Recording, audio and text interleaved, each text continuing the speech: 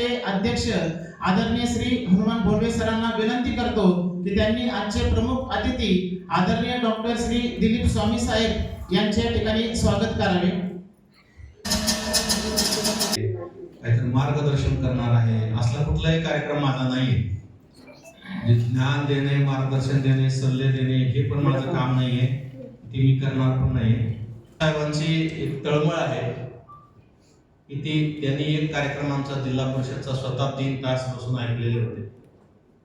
आम्ही पूर्ण जिल्हाभरामध्ये दशसूत्री या नावाने एक कार्यक्रम मी तयार करून दिलेला आहे आणि तो फार प्रभावीपणे ग्रामीण भागामधले विशेषतः शाळेमध्ये राबवला जातो आहे आणि त्याचं शिक्षिकेची कार्यशाळा इथं झाली होती. आपल्यापैकी काही जणांनी ऐकलं असेल. पण त्यावेळेस 3 तास माझं व्याख्यान साहेबांनी पूर्ण, मला वाटलं दीपप्रज्वलन करतील, स्वागत करतील आणि निघून जातील. परंतु तळमळ त्यांनाही होती की हे ऐकलं पाहिजे. आणि ते कार्यक्रम झाल्यानंतर मी जाते वेळेस त्यांनी मला म्हटलं होतं की आमच्या सर्व शिक्षकांसाठी सुद्धा एक कार्यक्रम घ्यायचा आहे. तर हा त्यांचा एक तळमळ होती की आपल्या सर्व टीचिंग स्टाफना पण ह्या गोष्टी सांगितल्या पाहिजेत. आता मी ज्या काही गोष्टी सांगणार आहे त्या तुम्हाला माहिती नाही असं मी मुळीच म्हणणार नाही. तुम्ही ते कळत नाही असं तर मी मुळीच धाडस करणार नाही, कारण तुमची शाळा 1 नंबरची शाळा आहे. तुम्ही सर्व हे मला माहिती आहे, तुम्ही मनापासून सर्व करताय. पण हे सगळं करत असताना रुटीन काम म्हणून करणं आणि जाणीवपूर्वक काम करणे याच्यामध्ये एक फरक असतो. आणि त्याचा एक भाग म्हणून आपण काही गोष्टी ज्या आहेत त्या अंडरलाईन करण्यासाठी म्हणा किंवा अधोरेखित करण्यासाठी म्हणा ही कार्यशाळा आहे. त्यामुळे या कार्यशाळेमध्ये तुम्ही कुठलाही तणाव न घेता बसा, मानसिक दडपण न घेता बसा. घरचे काही प्रॉब्लेम्स, काही समस्या असतील तर ते थोड्या बाजूला ठेवा, कारण ते सगळ्यालाच आहे, तुम्हाला किंवा मला एकट्यालाच नाही येत. त्यामुळे एकदम रिलॅक्स बसलं तर त्याचं काहीतरी आपल्याला ऐकण्याला अर्थ आहे आणि ऐकल्यानंतर काहीतरी करण्याला दुसरा अर्थ आहे. त्यामुळे सुरुवातीला मी पाटील साहेबांचे आणि संस्थेचे मनापासून अभिनंदन करतो की रुटीन कामामधून सुद्धा एक आगळं वेगळं प्रशासनामध्ये आम्ही सगळेच लोक काम करत असतो. परंतु रुटीन साचेबद्ध काम करणं हे मला कधी जमलेलं नाही.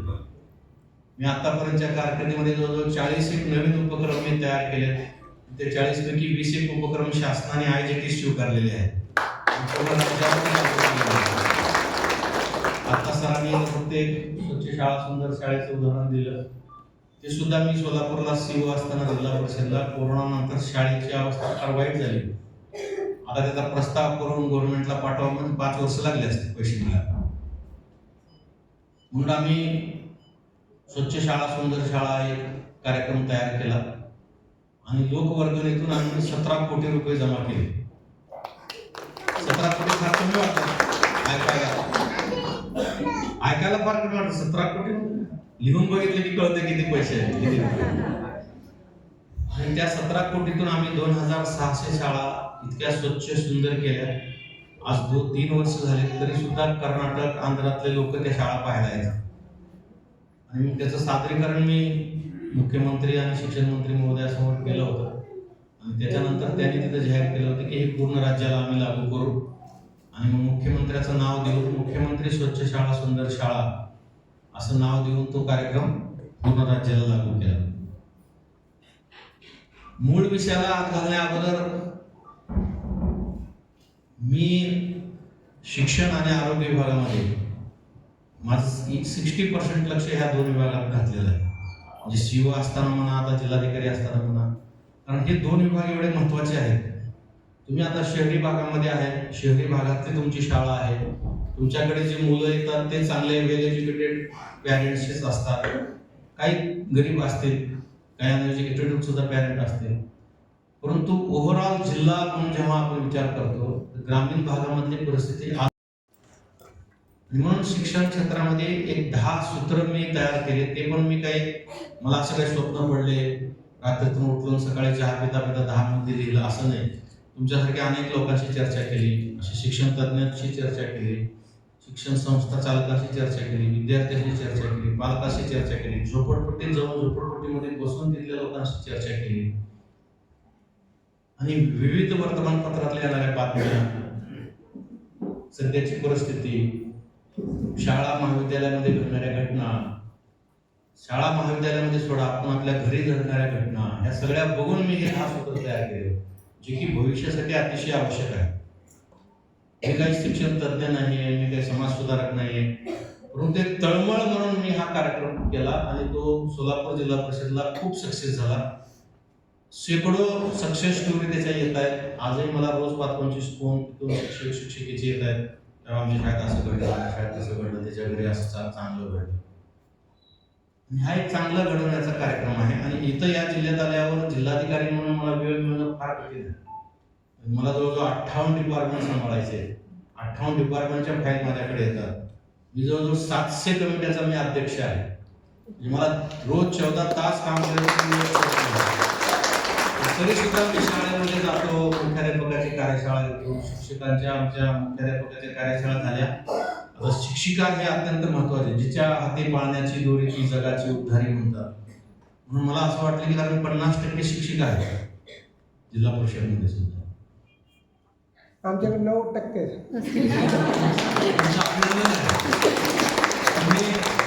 महिला कर्तृत्वाला सलाम आहे. तुम्ही 90% काम केले म्हणजे तुमचं सुद्धा मला अभिनंदन करावं वाटतं. आणि यांनी जर मनावर घेतलं महिलांनी तर कुठल्याच गोष्ट अशक्य नाही. म्हणून मी आता जिल्हा परिषद शाळेमधल्या शिक्षिकांची कार्यशाळा घेतो. 4 तालुक्याचे झालेच, 5-4 झाले. त्यांना सुद्धा मी ह्या बेसिक गोष्टी समजावून सांगतो. आणि माझं सांगणं हे आहे की तुम्ही शाळा युनिट बघूच नका, तुम्ही घर, आपण आपल्या घराचा विचार करू. ह्या ज्या विषयाची चर्चा आपण करणार आहोत ना, त्याच्यामध्ये आपण घरापासूनच विचार करू. म्हणजे आपण इतर वेळेस बोलताना म्हणतो चॅरिटी बिगिन्स फ्रॉम होम, परंतु प्रत्यक्ष त्याच्यामध्ये मग आपल्याला आपल्या कामाच्या नादात म्हणा किंवा अनेक विषय आहेत. शाळेमध्ये काम करत असताना तुम्हाला मुलांचं बर्डन आहे, पालकांचं बर्डन आहे, संस्थेचं आहे, संस्थेचे नियम आहेत, संस्थेचे काही उपक्रम आहेत. आणि ह्या सगळ्या हाटलाड्यामध्ये मुलांचं शिक्षण हा एक पिन पॉइंट जो आहे तो कधी कधी असा दुर्लक्षित होत जातो. त्याच्यामुळे काही गोष्टी अधोरेखित करण्यासाठी म्हणून हा मी उपक्रम घेतो आहे. आता सगळ्यात महत्वाचं सुरुवात आपल्याला हे करावं लागेल की आपण सगळेजण गुरु आहेत, गुरुजी म्हणून आपण काम करतो. मग ते संस्थेचे गुरुजी आहात का, जिल्हा परिषदचे आहात का, कॉन्व्हेंटचे आहेत का, इंग्लिश मिडियमचे आहेत का, मराठी मिडियमचे आहेत का, उर्दू मिडियमचे आहेत, हा भाग नगण्य, हा काही महत्वाचा भाग नाही. जी म्हणतात हा पूर्ण 3 शब्दाचा फोड आहे. तो गुरु हा शब्द एक आहे आणि जी शब्द आहे तो जी म्हणजे अत्यंत मानपूर्वक सन्मानपूर्वक तो शब्द तुम्हाला समर्पित केलेला. पण त्या शब्दाकडे कधी आपलं लक्ष जात नाही. उलट पक्ष आपल्याला कोणी म्हणलं हो तुम्ही गुरुजी आहे, कसला गुरुजी, आता काय राहिलंय, त्या अध्यक्ष किती ताप देतात, कलेक्टर किती त्रास देतो, किती कामं लावलेत आमच्या मागे, कसला गुरुजी, आपणच निगेटिव्ह बोलायला सुरुवात करतो. पण वेद काळापासून आजपर्यंतच्या सगळ्या काळामध्ये गुरुचं जे महत्व होतं, तुम्ही सगळे इथं बसले ते गुरुच्या कृपेमुळेच बसले. मी इथं आहे ते गुरुच्या कृपेमुळेच आहे. आणि मला स्वतःला, मी विज्ञानाचा विद्यार्थी, माझं MSc ॲग्रिकल्चर झालेलं आहे, LLB झालेलं आहे. माझं स्वतःचं मत असं आहे की आई, वडील आणि गुरुजी या तिघाच्या आशीर्वादाशिवाय पुढे माणूस पुढे जाऊ शकत नाही. आपल्याला असं वाटतं की आपण कष्ट करतो तो भाग वेगळा. आणि म्हणून आपण आज संस्थेत जरी असलो तरी विद्यादानाचं काम करतो आणि विद्यादानासारखं पवित्र काम जगात दुसरं कुठलं नाही. एकीकडे आपण गुरु शिष्याची परंपरा सांगत असतो. म्हणजे अर्जुन आणि एकलव्य यांनी द्रोणाचार्याला कसं गुरु केलं, द्रोणाचार्याने त्यांना कसं शिकवलं. एकलव्याच्या आणि द्रोणाचार्याच्या अनेक गोष्टी आपण सांगत असतो. पुतळा उभं करून त्याने शिक्षण घेतलं. पुन्हा लढाईमध्ये कुठं काय यांचा विषय येऊ नये म्हणून त्यांनी गुरुदक्षिणा म्हणून त्यांचा अंगठा मागून घेतला. सगळ्याला माहिती आहे. स्वामी विवेकानंदासारखे श्रेष्ठ पुरुष, रामकृष्ण परमहंस त्यांचे गुरु होते, हे कित्येक ठिकाणी सांगतात.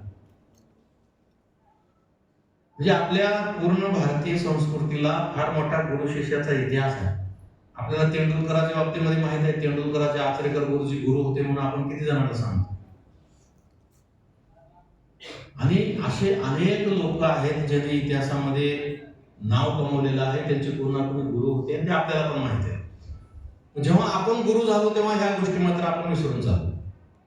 मग आपण आपल्या संसार गाड्यामध्ये, आपल्या व्यापामध्ये आपले काही आशा आहेत, अपेक्षा आहेत, त्याच्यामध्ये मग जो गुरु शिष्याची जी परंपरा आहे आणि गुरुचं ज्ञान दान करण्याचं जे काम आहे ते कुठंतरी मग रुटीन काम म्हणून यायला लागलं. रिझल्ट कमी लागला तर मला सरकार विचारेल, अध्यक्ष विचारते, मुलं पास नाही झाले तर मग शाळेत मुलं आता संस्थेमध्ये नाही, जिल्हा परिषद मध्ये सुद्धा मुलं शोधून आणावं लागतात बऱ्याच ठिकाणी.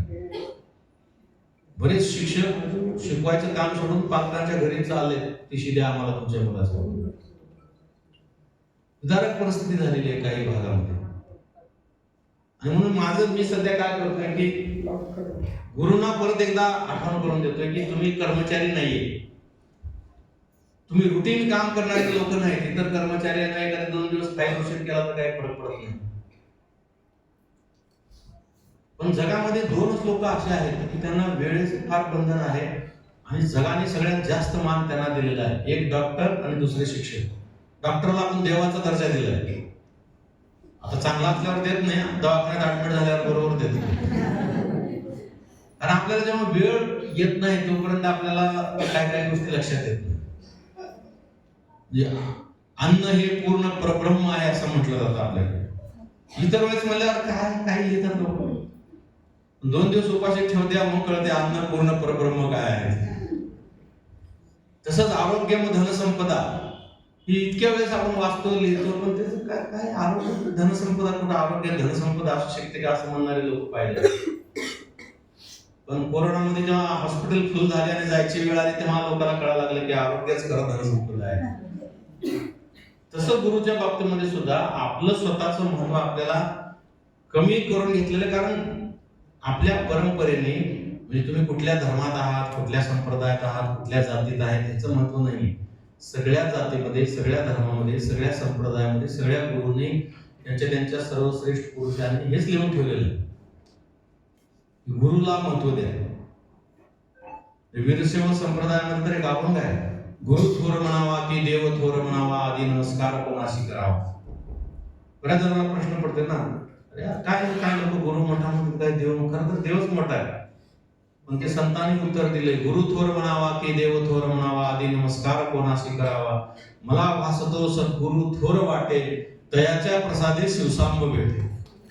म्हणजे गुरुचा आशीर्वाद असा तर शिवसांब आपल्याला भेटणार आहे, इतकी ताकद. संत कबीराचे किती दोहे आहेत, एक तरफ गोविंद काहो, दुसरी तरफ गुरु काहो कलो मै. तुम्हाला मागच्या माहितीच आहे, संत ज्ञानेश्वरांनी ज्ञानेश्वरी लिहिताना सुरुवातीच्या 4-5 ओव्या किती सुंदर गुरुवर लिहिलेले आहेत.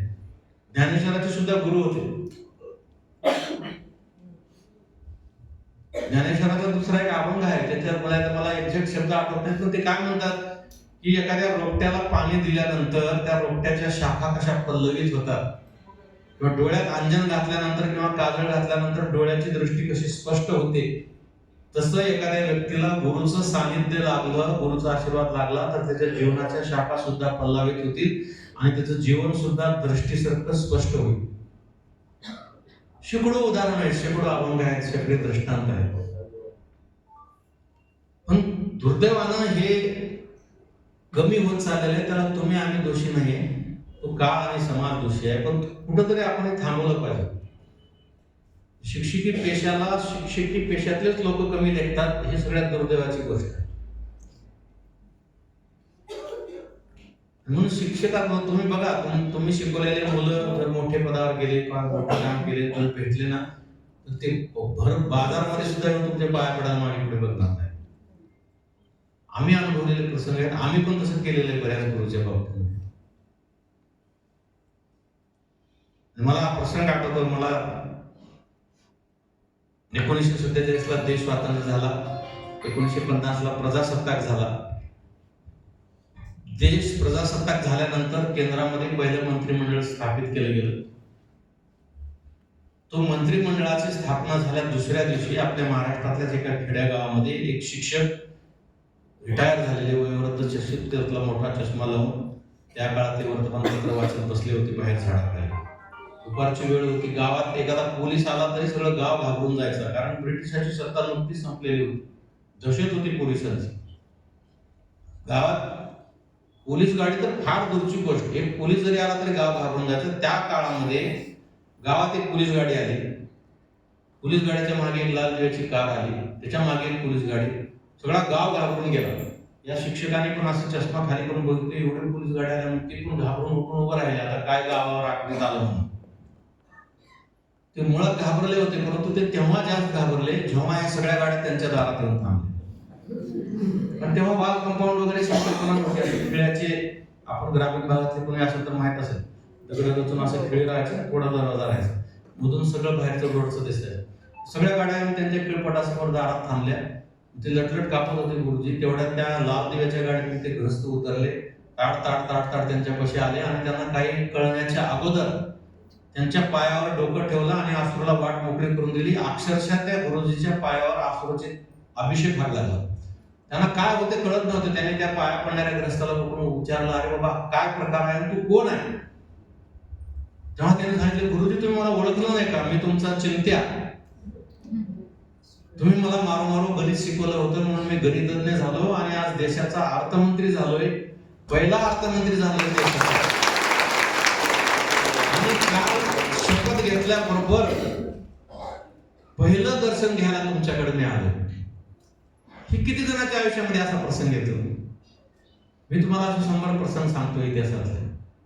हा जो घटक आहे, हा जो प्रसंग आहे, परंतु आज वातावरण असं झालं की आपण सगळे, तुम्ही आम्ही सगळ्यांच वातावरण तसं आहे, कुणाला दोष देण्याचं काही कारण नाही, पण आपण सगळे भौतिक गोष्टीच्या मागे लागलेलो आहे. आता पाप पुण्य आशीर्वाद ह्या गोष्टी कोणी मानायला तयार नाही. पैसा किती मिळतो, मॉनिटरी फायदा किती होतो, ह्याच्या पलीकडे आपल्या डोक्यात विचारच येत नाही. म्हणून मग कुठेतरी आपलं दुर्लक्ष होते. हे सगळं मी फार कमी शब्दामध्ये आपल्याला सांगतो वेळेअभावी, पण हे सगळं मी माझ्या आमच्या शिक्षकांना सांगून सगळ्यांना कामी लावलेलं आहे. त्यांच्यातला मी आधी गुरु जागा केला. आणि तुम्ही स्वतःला कर्मचारी समजू नका, तुम्ही समाज घडवणारे घटक आहात. समाज घडवण्याची शक्ती फक्त तुमच्यामध्ये आहे, बाकी कोणामध्ये नाही. पिढी घडवण्याचं काम फक्त तुम्ही करू शकता. पण आपल्याला कळत नाही, कारण आपल्या दरवर्षी नवीन वर्ग येतो, नवीन विद्यार्थी येतात, शिकवतो, रिझल्ट येतो, रिझल्ट चांगला लागला पुढे जातात, परंतु कळत न कळतपणे आपण त्या विद्यार्थ्याला जे घडवतात त्याच्यासारखं पुण्याचं काम दुसरं कुठलं असणार आहे? आणि म्हणून मग आमच्या लोकांना आम्ही सांगत आहे की तुम्ही घरचे प्रॉब्लेम्स, घरच्या अडचणी, सरकारच्या अडचणी, संस्थेच्या अडचणी, हे सगळे प्रॉब्लेम शिक्षणात आणून आहे. आणि आपल्या घरी प्रत्येकाच्या घरी अडचणी आहेत, प्रत्येकाच्या घरी प्रॉब्लेम्स आहेत. मला सांगा, 100% सुखी कुणी आहे का? कुणीच नाही. म्हणजे मी मला तर संत रामदास स्वामींनी लिहून ठेवले, जगी सर्व सुखी असा कोण आहे, विचारोनी मनात तोच उपाय आहे. रोज आपल्याला काही ना काहीतरी अडचणी आहेत, काही घरचे प्रॉब्लेम्स आहेत, आर्थिक चणचण आहे, घरचे लोकांचे आजार आहे, मुलांचं शिक्षण आहे, मुला मुलींचे लग्न आहे, आजार आहे, ह्या सगळ्यातून आपल्याला जावं लागतं. ते आहे म्हणून मुलांच्या शिक्षणाकडे दुर्लक्ष करायचं का? हा पहिला प्रश्न. बहिणाबाई चौधरीची कविता आहे ना, आधी अरे संसार संसार जसा तवा चुल्यावर, आधी हाताला बसते चटके मग मिळते भाकर. चटके बसणारच आहेत, परंतु आपलं काय झालं, आपल्याला एखादा चटका बसला रे बसला, आपल्याला कधी काही अडचण आली राहिली, सटवाईनं माझंच कसं नशीब असेल, काय सटवायचं, मी घोडं मारलं होतं, माझ्याच नशिबाला कसं आलं हे सगळं. काही प्रसंग येऊ, व्यक्ती येऊ, अनेक बायका अनेक नवऱ्याला दोष देतात, अनेक नवऱ्या बायकाला दोष देतात, माझ्याच नशिबात कसं काय आला आहे. व्यक्ती सर्व गुण संपन्न कधीच राहत नाही, काहीतरी दोष त्याच्यामध्ये असतात. प्रसंग जीवनामध्ये सुद्धा जन्म आणि मृत्यूच्या प्रवासामध्ये ह्या सगळ्या गोष्टी घडणार असतात. ते अभिप्रेतच आहेत, ते अपेक्षितच आहेत, त्याचं स्वागतच केलं पाहिजे. पण आपण स्वागत न करता त्याला प्रतिकार करावा लागतो, त्याच्यातून आणखी प्रॉब्लेम तयार होतात. आणि मग ते सगळे प्रॉब्लेम, आणि आमचे अनेक लोक अधिकारी कर्मचारी घरचे भांडण ऑफिसमध्ये घेऊन येतात, ऑफिसमधले भांडण घरचे घेऊन घरी घेऊन जातात, काय करतात माहित नाही. आम्ही त्यांना सांगतो की घर सोडलं, ऑफिसमध्ये आलं की तुम्ही ऑफिसचे व्हा, ऑफिसचं काम ऑफिसच्या पद्धतीने करा आणि ऑफिसमधून घरी गेले की ऑफिस विसरून जा. अनेक अधिकारी आमचे ऑफिसमध्ये आल्यानंतर चेहऱ्यावर 12 वाजून बसलेले असतात, घरी नवरा बायकोची भांडणं झालेली असतात. त्याचा परिणाम कामावर होतो. तसं शाळेमध्ये सुद्धा अनेक शिक्षकांनी बघितले, काहीतरी घरचा इश्यू घेऊन शाळेत येणार, मग शिकवणार नाही, नाहीतर बदलून काढणार पोरांना. नवऱ्याला मारता येत नाही तर पोराला बदलून हे रुटीन होत असते.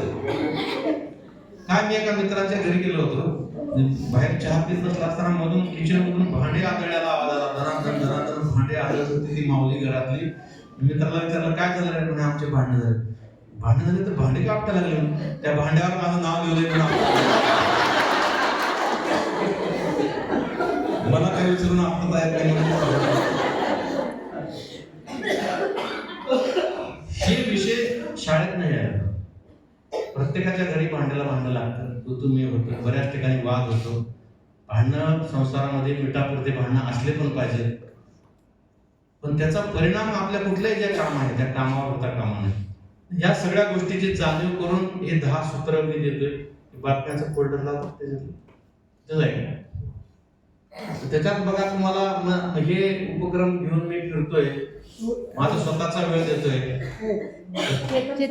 घेऊन तिथं बसणार स्वतःचा वेळ याच्यासाठी देतोय. हे माझी एक समाजसेवा म्हणून माझं. मला ह्याच्यासाठी काही इन्क्रिमेंट मिळत नाही, 1 रुपया पगार माझा वाढत नाही, काही मला ह्याच्यामध्ये काही कुठलंही मॉनिटरिंग स्वार्थ नाहीये. परंतु ज्या जिल्ह्यात आपण काम करतो त्या पिढीतले मुलं सणासुदात भाग घेत नाही. पण बघा, आपल्या घरी बघू आपण, बाहेर आमची शाळा किंवा संस्था किंवा आणखी बाहेर बघण्यापेक्षा आपण आपल्या घरी जर डोकावून बघितलं तर वर्षभरातले एवढे सण साजरे करतो आपण, त्या सणामध्ये नवीन पिढीतले मुलं मुली सहभागी होत नाहीत. त्यांना वाटतं काहीतरी टाइमपास चाललाय. आपण त्यांना कधी समजावून सांगत नाही की आपल्या प्रत्येक सणाच्या मागे विज्ञान आहे, प्रत्येक सणाच्या मागे अध्यात्म आहे, प्रत्येक सणाच्या मागे काहीतरी मोठा विचार आहे. हे जोपर्यंत आपण शाळातून, घरातून किंवा एखाद्या कार्यक्रमाच्या माध्यमातून आपण सांगत नाही, तोपर्यंत मुलांना याचे महत्व कळत नाही आणि तोपर्यंत मुलं याच्यामध्ये सहभागी होत नाही. नाहीतर बघा, तुम्ही दिवाळीमध्ये सुद्धा हॉटेल बार फुल राहायला लागले. दसऱ्या दिवशी घरी लोक कमी, हॉटेल बार मध्ये जास्त राहिले. सणा दिवशी सुद्धा पुरणपोळी हा प्रकार आता गायब झालेला आहे. घरचे ज्या काही माऊली आहेत, ज्येष्ठ नागरिक आहेत, ते कसं तरी सण लादून करून पार पाडतायत, परंपरा चालू ठेवावी. हे कसं थांबवायचं? आणि म्हणून मी तुम्हाला बातम्याचे हेडलाईन वाचून दाखवतो. जाऊ दे, ओपन होत नसेल तर ओपन कर ना, हे पुढे कर ना, पुढे घे ना. हा, तरी बघा, सतत रील्स पाहिल्यामुळं आईसह आजी रागावल्याने मुलीने घर सोडले. हे आपल्या जिल्ह्यातल्या बातम्या आहेत ना सगळे.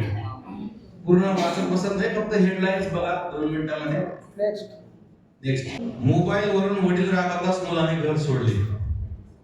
आता ही जी बातमी आहे ना, ही एकत्र फक्त एक बातमी म्हणून तुम्हाला मी प्रतिनिधी स्वरूपात घेतली.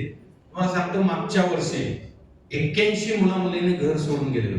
रेल्वे स्टेशन, पोलीस स्टेशन मध्ये नोंद आहे त्याची. आमच्याकडे रिपोर्ट येतात दर महिन्याला. मागच्या वर्षी 81 मुला मुलीने जे घर सोडून रिपोर्ट गेला होता, मी त्याचे डिटेल मागितले. काय कशासाठी माहिती का? कुरकुऱ्याचं पॉकेट दिलं नाही, मोबाईल बघू दिलं नाही, आई रागावली, वडील रागावले, भाऊ, अतिशय किरकोळ गोष्टीसाठी 81 मुलं मुली घर सोडून गेले होते. आणि तेच प्रमाण यावर्षी 181 झाले. हे रिपोर्टेड आहे, म्हणजे मी काय मनानं सांगत नाही तुम्हाला. आता आईनं मोबाईल न दिल्याने अल्पवयीन मुलीची आत्महत्या. ते तर ठीक आहे, आत्महत्या केली, पण इथं आईचा खून केला. म्हणजे ऑनलाईन गेम साठी डोके भिंतीवर आपटून आईचा खून. आता ह्याच्यापेक्षा काय वाईट असणार आहे? म्हणजे ज्या आई वडिलांना आपण देव समजतो, त्या आई वडिलांसाठी जर आपली मुलं आजकालची असा विचार करत असतील, तर आता ह्या ज्या घटना आहेत, मोबाईल न देणे, नेट बघून न देणे, नेट बंद केल्यामुळे आईचा खून केलेली बातमी आपल्या जिल्ह्यातली आहे. फुलंब्रीची जे आकडेवारी सांगितलं तुम्हाला आणखी धक्का बसेल. पुढचं घ्या ना, खाली बघा. मोबाईल पाहू न दिल्यामुळे 17 वर्षीय मुलीने घेतला गळफास. फुलंब्री तालुक्यातील घटना. आता तुम्हाला सांगितलं ना, 21 जणांनी घर सोडलं होतं कुरकुऱ्याच्या पाकिटासाठी, घर सोडलं वगैरे. नेक्स्ट. आता फोनवर रागवल्यामुळं किंवा काही सल्ला दिल्यामुळं जर मुलं आई वडिलांच्या विरोधात असं काही करत असतील तर काय करायचं? नेक्स्ट. आता बघा, संभाजीनगर मध्ये 11 महिन्यात 291 मुलं बेपत्ता झाले. आता हे मी तुम्हाला असं सांगितलं असं तुम्ही म्हणून काही गोळ्या मारायला. पुढे घ्या. मुलांच्या डिजिटल व्यसनाधीनतेला 80% आई वडील जबाबदार. म्हणजे मी तुम्हाला फक्त शिक्षक म्हणून सांगत नाही, आपणही आई वडील आहोत. पुढचे घ्या. 9 वर्षाच्या मुलीचा हार्ट अटॅकने मृत्यू. पुढची स्लाइड. आता ह्याच्यात मी आरोग्याच्या बाबतीमध्ये 10 मुद्द्यापैकी एक मुद्दा आरोग्याचा आहे, म्हणून त्याच्या संदर्भातल्या काही बातम्या मी असं बाजूला काढून ठेवल्या. 9 वर्षाच्या मुलीचा कुठे अटॅक झाला? एक तर घटना अशी पाहिली मी सोलापूरला. एक 11वीचा मुलगा 11वी-12वीच्या एका कुठल्या तरी कोर्सला गोव्याला होता, सोलापूरचा. त्याचा त्या मुलांचा तो जो मुलगा तिथे राहत होता त्याचा मित्र सोलापूरहून चालला होता गोव्याला, म्हणून तिच्या आईनं काय म्हणली, माझ्या मुलाला बेसनचे लाडू आवडतात, घेऊन जा. त्या माऊलीने बेसनचे लाडू केले, त्या मित्राकडे दिले. तो मित्र गोव्याला गेला, त्याला फोन केला, मी आलो, तुझ्या आईने डब्बा दिला. त्यानं पत्ता लोकेशन टाकलं, तो रूमवर गेला. गप्पा झाल्या, त्याने ते पर्स त्याच्या छदनामधून ते डब्बा काढला आणि तो बेसनचा डब्बा आईने दिलेला तो त्या मुलाच्या हातात द्यायला डब्बा पुढे केला. तो मुलगा डब्बा घ्यायला हात केला आणि हात डब्याला लागला नाही, सिव्हिअर अटॅक ना ऑन स्पॉट गेला. म्हणजे अशा मी 2500 घटना तुम्हाला सांगतो की अत्यंत कमी वयामध्ये मुला मुलींना हार्ट अटॅक सारखे सिरियस रोग झालेले आहेत आणि ते होत आहेत. तर हे प्रेम प्रकरणातून सर्वाधिक अल्पवयीन मुली बेपत्ता हा एक फार मोठा रोग लागलेला आहे. म्हणजे चित्रपट आणि चित्रपट सृष्टी, आपल्याकडच्या मोबाईलवरचे, आपल्या टीव्हीवरचे चॅनल, ह्याच्यातून रोज गणित शेकडो प्रकरण शहरामध्ये होत आहेत. आम्ही ऍडमिनिस्ट्रेशन मध्ये आहे, त्याच्यामुळे आम्हाला माहिती आहे. आणि मग ह्याची सुरुवात बऱ्याच ठिकाणी शाळा महाविद्यालयात होती, नंतर कॅफे हाऊस, चित्रपटगृहात होते. तुमच्यापैकी किती जणांना माहिती आहे मला माहित नाही, आम्ही शहरातले 80% कॅफे हाऊस उद्ध्वस्त केले मागच्या 1.5 वर्षामध्ये. खूप पॉलिटिकल प्रेशर आला आमच्यावर, परंतु सीपी महापालिका आयुक्त आम्ही दोघा ठिकाणी सगळे छोटे छोटे काहीतरी त्रुट्या काढल्या. कारण 10 रुपयाच्या कॉफीला तिथं 200 रुपये घेतात आणि सगळे महाविद्यालयातले मुलं मुली तिथे येतात, 200 रुपयाची कॉफी घेतात आणि 2-2, 3-3 घंटे तिथे बोलत बसतात. स्वप्न बघतात जे कधी सत्य होत नाही. पैसे गेले, वेळ गेला, मनस्थिती गेली.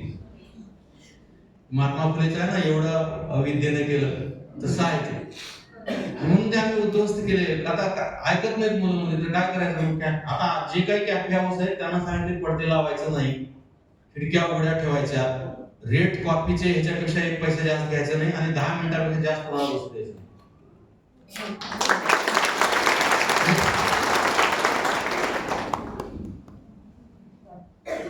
प्राध्यापक पित्याची निर्घृण हत्या करणाऱ्या अल्पवयीन मुलाला जन्मठेपेची शिक्षा. प्राध्यापकाचा खून सुद्धा लहान मुलाने केला होता, बाल सुद्धा घरातून शिक्षा करायला आलं कोर्टाने. हे सगळे बघून असे मुलं आता क्राईम करायला लागले. मागच्या 1 वर्षभरामध्ये आपल्या शहरामध्ये जे गुन्हे घडले त्यात लहान मुलं इन्व्हॉल्व आहेत आणि त्यांनी मान्य केलं की आम्ही चित्रपट बघून, वेब सिरीज बघून आम्ही त्याच्यात असं केलं. मला माहिती आहे ना, आमच्या क्रीडा विभागामध्ये 21 कोटीचा घोळ झाला होता. मोठमोठ्या बातम्या आल्या होत्या, आपल्यापैकी बऱ्याच जणांनी वाचला असतो. अंशकालीन कर्मचारी गोडी गुलाबीनं वरिष्ठ टाकून पासवर्ड आणि पिन मागून घेतला. बँकेला ऑफिस मधून पत्र दिलं की ह्या नंबरच्या ऐवजी OTP ह्या नंबरला पाठवा म्हणून. साहेबाचा नंबर कट करून स्वतःचा नंबर दिला. ऑफिस लेटर पॅडवर ऑफिस मध्ये आउटवर्ड नंबर वगैरे सगळं असल्यामुळे बँकेने ते चेंज केलं आणि मग नंतर पद्धतशीर कधी 25 लाख, कधी 50 लाख, 20 कोटी रुपये काढले त्यांनी. आणि काय केलं त्यांनी? गॉगल घेतला 1 कोटीचा,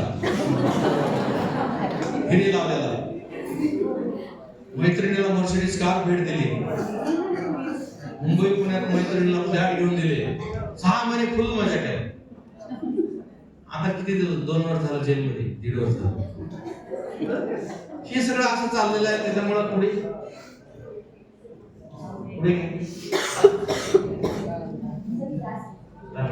आता शाळा जिल्हा परिषदला आम्ही जरा बंधन घालतोय.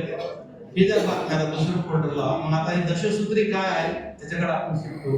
या दशसूत्रीमध्ये आम्ही काय केलंय, वस्तुस्थितीनुसार जे आता प्रश्न समोर आले,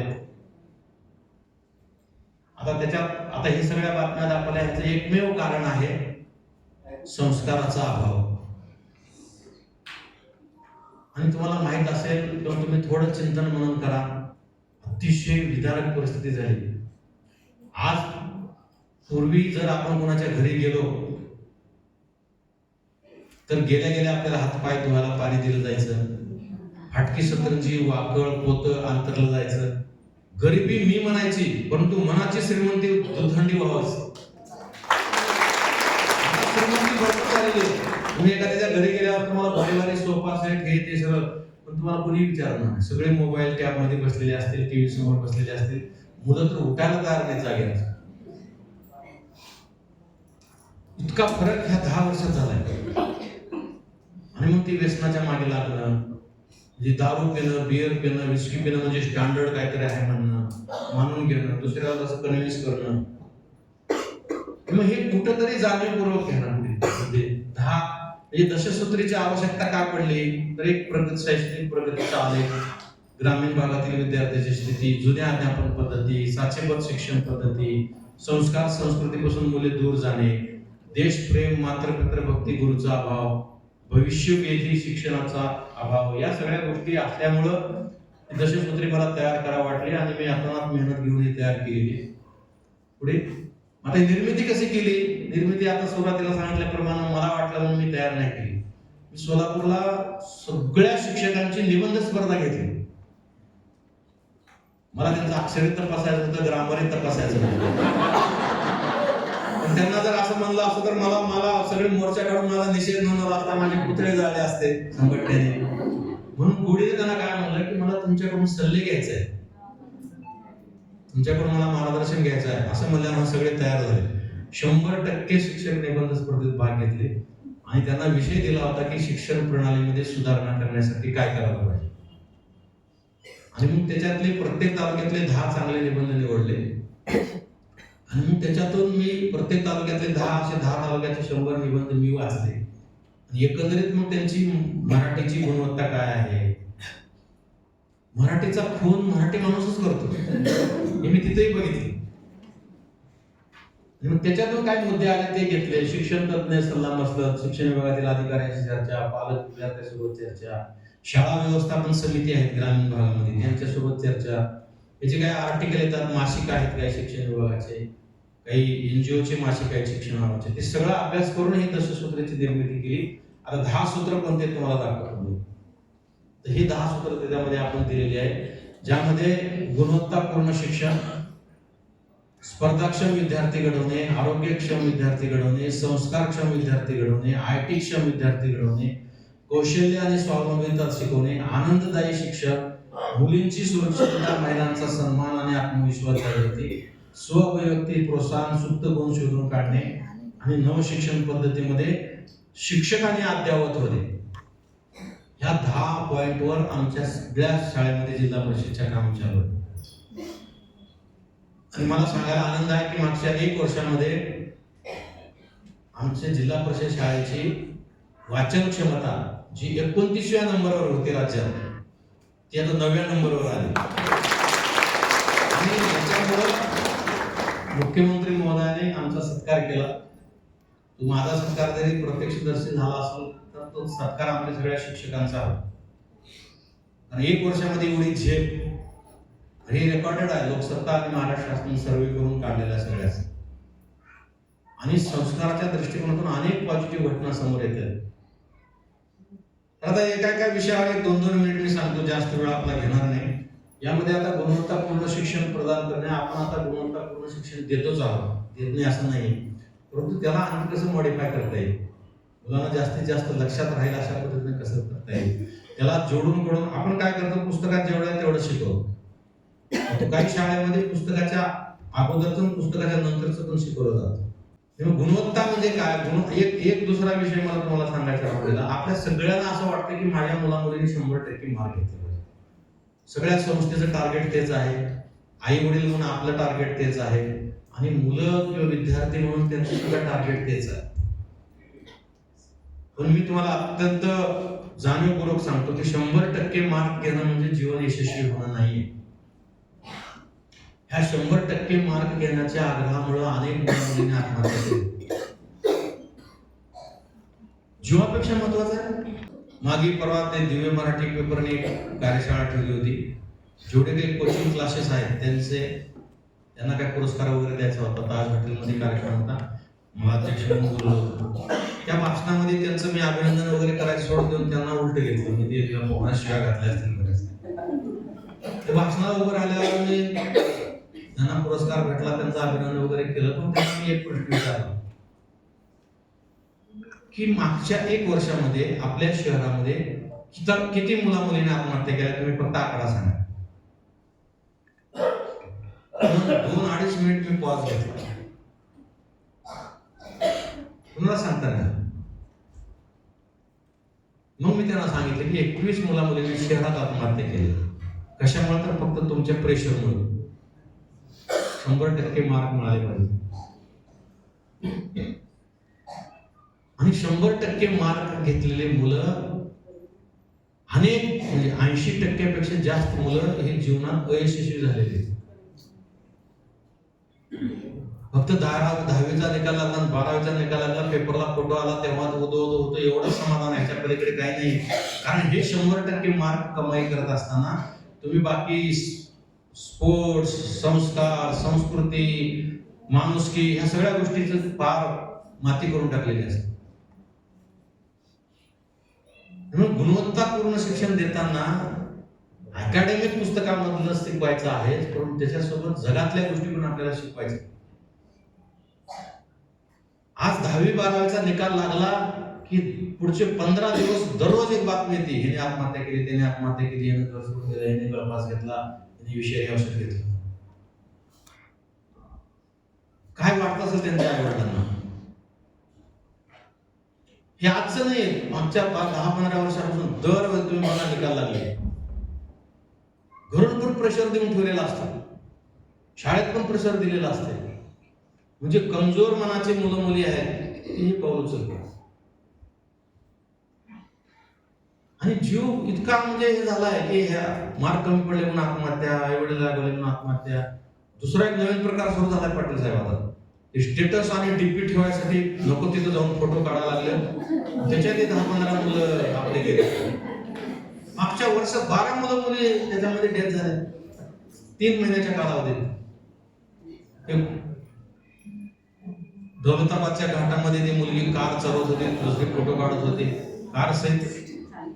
पुन्हा त्या धबधब्यात वेरूळच्या काय शाहरुख खान सारखं काय फोटो काढायला गेले, वरून दगड पडले. काय होते ते डीपी स्टेटस ठेवून मला आणखी काही कळत नाही. इतका काय मला सांगा, त्या आईवडिलावर काय बेतले असेल कल्पना करा. 20-22 वर्ष त्या आईवडिलांनी रक्ताचं पाणी करून त्यांना शिकवलं, आणि ते असं काहीतरी करून जीव देत असतील तर काय अर्थ आहे? त्या शिक्षणाला काय अर्थ आहे? त्या प्रोग्रेसला काय अर्थ आहे? त्या संगोपनाला काय अर्थ आहे? म्हणून गुणवत्तामध्ये अनेक, आता हे जे आहेत ना 10 मुद्दे, ह्याचे परत प्रत्येक स्लाइडचे 10 मुद्दे आहेत. मी त्याच्यात परत जात नाही, मी पुढे जातच नाही, ह्याच्यावरच मी थोडक्यात तुम्हाला बोलतोय.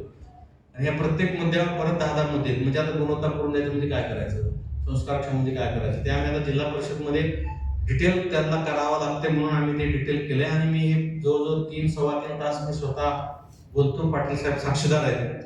इतर वेळेस म्हणला 3 तास बोलताय का म्हणजे काय सांगायला लागलं.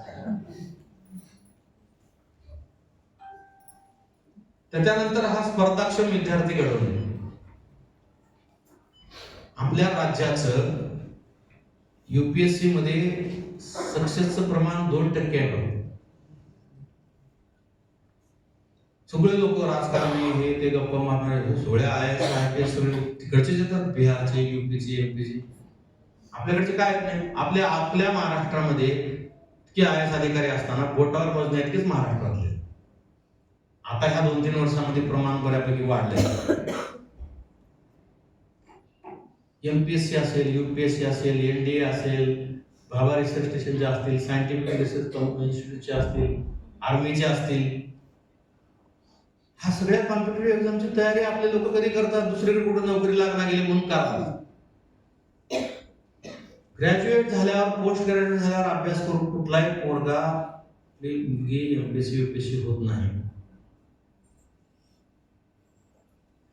बरेच जण तर आता माझे स्पर्धा परीक्षेची तयारी आणि व्यक्तिमत्व विकासावर मी महाराष्ट्रात जवळ 350-400 व्याख्यान दिले.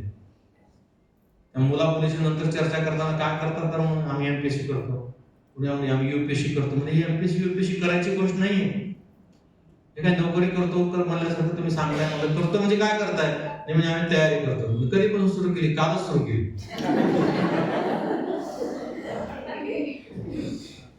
कसं पुढे जाणार? म्हणून आपल्या घरी सुद्धा जे मुलं मुली लहान आहेत त्यांना आतापासून इंटरेस्ट डेव्हलप केला पाहिजे. छोटे छोटे प्रश्न, छोटे छोटे वाक्य, छोटे बुद्धीला चालना मिळेल असं काहीतरी दिलं पाहिजे. नवीन पिढी इतकी हुशार आहे, म्हणजे कधी कधी आश्चर्य वाटतं त्यांच्याशी बोलताना. पहिली दुसरीतले मुलं सुद्धा इतके इंटेलिजंट बोलतात, आश्चर्य वाटतं. मी तर असे काही मुलं मुली बघितले त्यांचे आई वडील निरक्षर आहेत, शेतात काम करतात, पण मुलं मुली बोलायला एक नंबर, व्यक्त व्हायला एक नंबर. मग ते बऱ्याच जणांना पूर्वी काय म्हणायचे, मी सुरू केला हा कार्यक्रम 5वी 4थी म्हणून काय मुलाला बर्डन द्यायचं? मला बर्डन देऊ नका, इंटरेस्ट डेव्हलप करा. आणि जोपर्यंत 10वी पर्यंत जर त्यांचा 50% अभ्यास झाला, 25% अभ्यास झाला, किंबहुना त्यांचं माइंड जरी सेट तयार झाला याच्यासाठी, तर नंतर ग्रॅज्युएशनच्या वेळेस ते अभ्यास केले तर 1, 2, 3, 4 चान्स मध्ये ते कुठेतरी सिलेक्ट होते. पण तुम्ही ग्रॅज्युएशन झाल्यावर, पोस्ट ग्रॅज्युएशन झाल्यावर कुठं नोकरी मिळत नाही म्हणून तयारी सुरू केल्यावर तोपर्यंत वय संपून जातं. आणि स्पर्धा परीक्षेमध्ये तुम्ही किती वाचलं तरी कमीच आहे, किती अभ्यास केला तर कमीच आहे. म्हणून आपल्या घरी सुद्धा या गोष्टी लक्षात ठेवल्या पाहिजेत की लहानपणापासून त्यांना, आम्ही आता हे शाळेत सुरू केले जेणेकरून छोटे छोटे कार्यक्रम घेतोय, एखादा विषय घेऊन त्याच्यावर बोलायला लावतो. म्हणजे इतके पर्याय आहेत मुलाकडे काय काय गोष्टीचे, ते त्यांच्याकडून काढून घेतले पाहिजे, त्यांना व्यक्त व्हायला लावलेले पाहिजेत. आणि मी अनेक विद्यार्थी बघितले 100% मार्क आहेत, पण उभं राहून 4 वाक्य बोल म्हणजे बोलता येत नाही स्टेजवर. आमच्या सोबतच्या विद्यार्थ्याची हीच गत आहे. हे आपल्याला आता एनडीएची वगैरे एक्झाम होतात, त्याच्या मुलाखती वगैरे तुम्ही वाचला मिळाला तर बघा, फार मस्त प्रश्न असतात आणि मुलांकडे पर्याय असतात, ते त्यांना सर्च करायला हवं. तर एनडीएच्या परीक्षेमध्ये मुलाखती विचारलं, समजा तुम्ही रात्री एकटे चालले रस्त्यानं, शेतातून घरी येत आहे, संध्याकाळची वेळ आहे, आजूबाजूला कोणीच नाहीये, सिंगल रस्ता आहे आणि रस्त्यावर साप दिसला, तुम्ही काय कराल? मुलाचं व्यक्तिमत्व त्याच्यातून बाहेर येते. पहिला मुलगा काय म्हणतो, मी थांबतो, तू साप जाईपर्यंत, तू गेला की निघून जातो. दुसरा म्हणतो, तो जाईपर्यंत कशाला थांबू, मी थोडं मागे जातो, धावत धावत त्याच्यावर उडी मारून जातो. तिसरा काय म्हणतो, मी तिथं थांबतो, कोणीतरी मोठा माणूस आला की त्याच्या हाताला धार धरून जातो. चौथा म्हणतो, मी कशाला वाढतो, काठी घेतो, दगड घेतो, त्याला ठेचतो, मग जातो.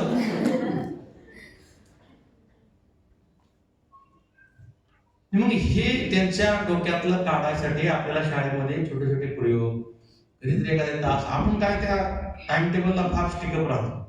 उद्या एका दिवशी मी सुद्धा एखादा मुलाच्या कल्याणासाठी जर दुसरा एखादा पिरियड घेतला तर काय नुकसान होतं? त्याच्यासाठी चाललंय ना सगळं. पण ते शिक्षणाधिकारी आमच्या आधी शिक्षण विभागातील शिक्षणाधिकारी म्हणा, असं आहे ना, असं चाललं. पण त्याच्या व्यतिरिक्त थोडं काहीतरी एक्स्ट्रा त्या, मग कधी तर मग असेंब्लीच्या अगोदर किंवा कधी तर शाळा सुटल्यानंतर त्यांच्यामध्ये काही इंटरेस्ट असेल तर त्यांच्याकडून हे जर काढून घेतलं तर आपल्याला स्पर्धा, आम्ही आता छोटे छोटे भाषणं ठेवतोय, छोटे छोटे क्यूज तयार केलं ना, आम्ही शाळेमध्ये कंपल्सरी केले रजिस्टर ठेवायला काय काय उपक्रम करतात. आणि मी कुठल्याही शिक्षकावर कारवाई केली नाही, कुणालाही नोटीस काढली नाही, फक्त समजून सांगितलं की हे तुम्हाला करायचं. 80% लोक करतात, ही माझ्यासाठी मोठी गोष्ट आहे. कारण 20% लोक काय करतात, 20% लोक ते करणाऱ्याला डोचत राहतात. काय करायचे, तुला काय बक्षीस मिळालेलं का, तुला काय संस्कार राहिलाय का, त्याची पायवर अशी समाजात प्रवृत्ती इतिहास काळापासून आहे.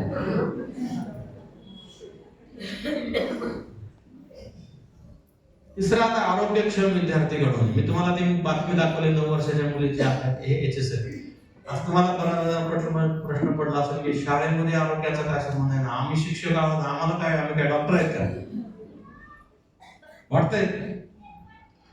पण मुलांच्या आपल्या घरापासून ते शाळेपर्यंतच्या प्रवासामध्ये मुलांच्या आरोग्याची सगळीच जण काळजी घेतात. म्हणजे आई वडिलाला असं म्हणू शकतो का मी तुम्ही मुलाची काळजी घेत नाही म्हणून? सगळीच काळजी घेतात. थोडा ताप आला की आई वडील पागल होऊन जातात, 1 नाही 4 डॉक्टर लागले. हे सगळ्या गोष्टी होत असतात, ते आपणही करतो. त्याच्यात काही जे नॉवल किंवा औचित्य काही वेगळं नाहीये. परंतु खाण्यापिण्याच्या सवयीमुळं आणि व्यसनामुळं शेकडो आणि हजारो विद्यार्थी वाया चालले. त्यामुळं त्यांच्या खाण्यापिण्याच्या किंवा एकंदरीत सवयी ज्या आहेत त्या सवयीला आपल्याला कसं नियंत्रण करता येईल हा मुद्दा आहे.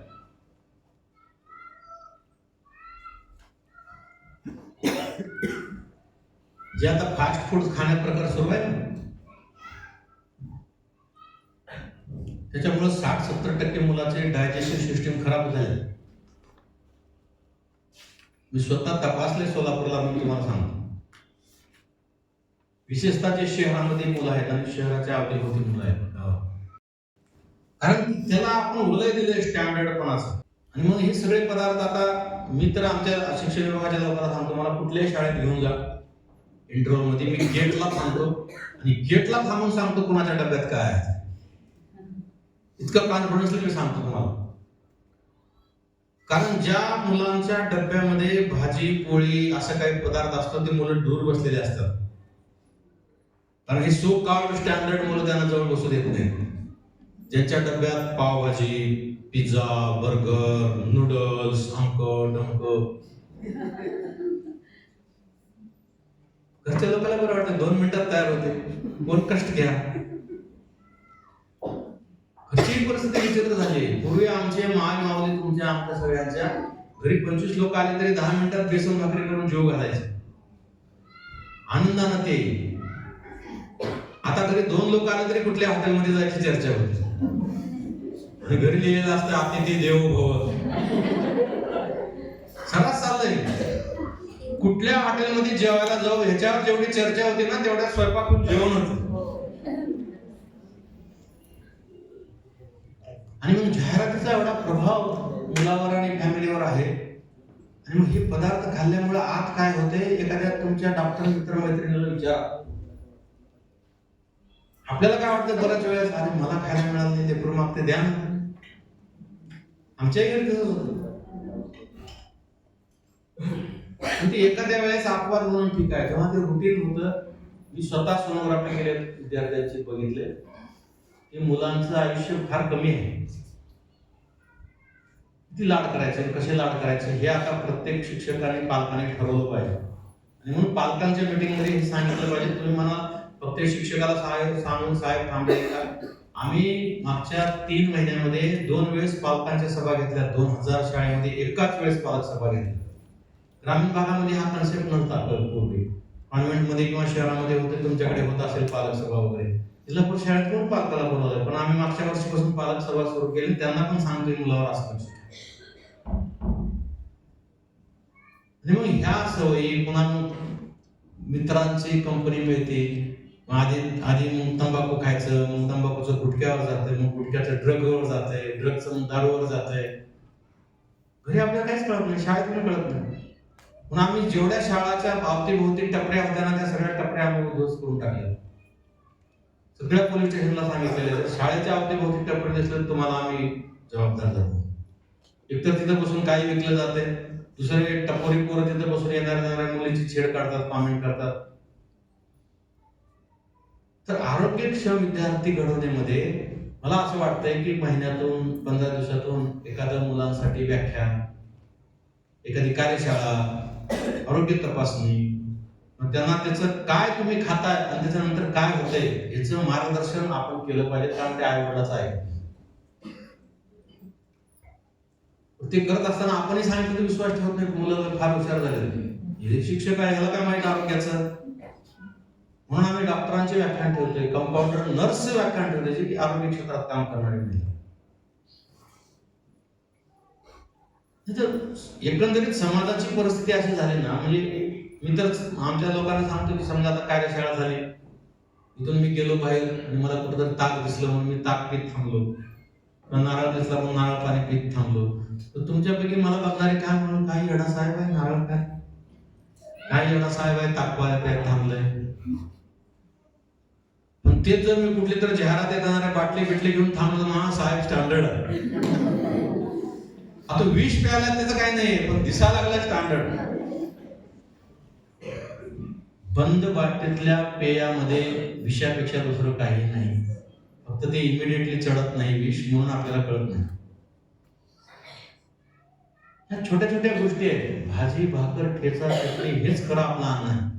शिळी भाकरी आपली मामली, मी आता उदाहरण सांगितलं, 5-25 भाकरी 10 मिनिटात करून खाऊ घालायची, तिला दुसऱ्या दिवशी 2 भाकरी करायला काय जड जात होतं का? बघ माऊली भाकऱ्या करून ठेवायच्या, सकाळी घरगडी आपला तर शिळी भाकरी घेऊन जायचं, असं काय करणं होत नव्हतं. पण ती मुद्दाम प्रथा होती, रात्रीच्या भाकरीमध्ये विटॅमिन B12 जास्त असतं सकाळी खाली. तर इथं आपण मेडिकलवर जवळ घरात फुकट असलेलं सोडून आपण मेडिकलवर पैसे देऊन त्याच्या गोळ्या घ्यायच्या. आज 60% लोक विटॅमिन डीच्या गोळ्या घेतात सकाळी सकाळी, एवढा सूर्यप्रकाश असतात. उलट्या दिशेनं आपला प्रवाह चालू आहे. छोट्या छोट्या गोष्टी सांगतो मुलांना हे शिकवलं पाहिजे की भाकरी भाजी खाणाराच खरा विद्यार्थी आहे, जे की बाकी कुठले पदार्थ नाही. ठीक आहे, कधी पार्टी म्हणून, बर्थडे आहे, चेंज म्हणून, ठीक आहे, पण जर डेली रुटीन होत असेल तर मी तुम्हाला जाणीवपूर्वक सांगतो, 4-2 वर्षामध्ये मुलाचे पचन संस्था खराब होऊन जातील, त्यांचं आयुष्य 50% रिड्यूस होऊन जाईल. त्यामुळे मग हे आरोग्यक्षम विद्यार्थी घडवण्यामध्ये मग आम्ही व्याख्यान, कधी नख काढण्याच्या संदर्भात, कधी केस काढण्याच्या संदर्भात, कधी हात धुण्याच्या संदर्भात, कधी मग खाण्यापिण्याच्या संदर्भात, त्यांच्यात मग स्पर्धा लावतो, सगळे डबे लावू, कोणाकोणाच्या डब्यात काय आहे. एखाद्या शनिवारी सगळ्यांनी एकत्र बसून डबे सगळ्यांचे काढायचे, मिक्स करायचे आणि मग खायचे. सगळी मावल्या घरी अतिशय प्रेमानच बनवून दिलेल्या असतात. काय दिलंय हा महत्वाचा भाग आपल्यासाठी आहे, आणि हे आपण सांगितलं पाहिजे जेणेकरून त्यांचं आरोग्य पुढे चांगलं राहील. पुढचा मुद्दा होता संस्कारक्षम विद्यार्थी घडवणे. मी अनेक बातम्या दाखवल्या, अनेक उदाहरणं दिली.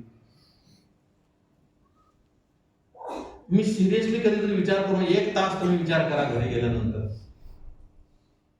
आपल्या लक्षात येईल की आपल्या घराच्या संस्काराचा, आपल्या शाळेच्या संस्काराचा, आपल्या राज्याच्या, आपल्या देशाच्या संस्काराचं काय होतं सध्या.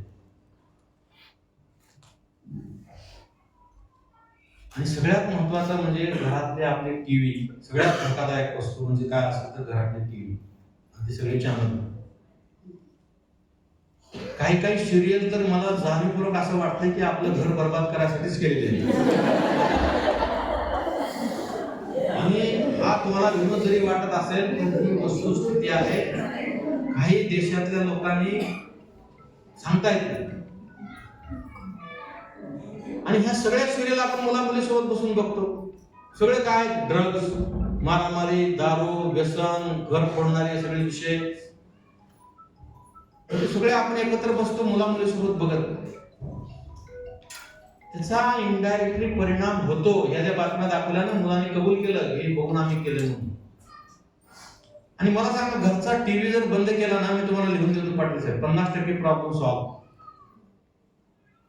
आता बऱ्याच जणांच्या डोक्यात प्रश्न आले, साहेब टीव्ही बंद करा, साहेबाकडे टीव्ही नसेल का, काय सांगायला लागलं साहेबाकडे, पाटील साहेब बसले तर आम्ही ऐकायला लागलो म्हणून काय पण सांगायला लागले. माझ्या घरी 15 वर्षापासून टीव्ही नाहीये. आमच्या बंगल्यावर टीव्ही इनबिल्ट आहे, 3 टीव्ही इनबिल्ट आहेत. आमच्या शिवच्या बंगल्यावर पण होती, तर कलेक्टरच्या बंगल्यावर पण आहे, तिन्ही बंद आहेत. काहीच फरक पडत नाही. त्या वेळामध्ये आम्ही वाचतो, काहीतरी चर्चा करतो, काही कुठल्या सिरियल बघायच्या असल्या, काय समजा अध्यात्माच्या आहेत किंवा तुमच्या डिस्कवरी सारखे वगैरे आहे, तर आम्ही त्यावर बघतो. मी 100 घरी जाऊन प्रयोग करून बघितला. 100 घरी गेल्यानंतर मला 4 घरी फक्त स्वामी समर्थाची सिरियल चालू असलेलं दिसलं. बाकी सगळ्या ठिकाणी नको ते धाबड देणार. काय फरक पडतो टीव्ही नसल्यानं? तुम्ही 8 दिवस बंद करून बघा, 2 दिवस घरात किरकिरी होतील, मारामारी होईल, आगळापट होईल. सगळे आई वडील आपल्या मुलासोबत, म्हणजे आई वडील बघत बसणार. समजा मुलांना बघू द्या, चल बाबा अभ्यास कर, दाटदूट करून मुला मुलीला पाठवणार. आपण मोठा आवाज करून टीव्ही बघत बसणार आणि मुलांना सांगणार अभ्यास करा. कोण अभ्यास करणार आहे? सगळा घरात आवाज जातो पूर्ण टीव्हीचा. ती मध्ये फक्त समोर पुस्तक घेऊन बसलेले असतात. आपल्याला वाटतं आपला पोरगा अभ्यास करायला. आणि याच्यामुळं क्वालिटी मुलं जे तयार व्हायला पाहिजे. ठीक आहे, तुमच्या शिकवणीमुळे, तुमच्या एफर्ट्समुळे 100% मार्क घेत असतील सगळ्या शाळेमध्ये बोलतोय, पण क्वालिटी मुलं तयार होत नाही. अपयश पचवायची तयारी नाही मुलांची.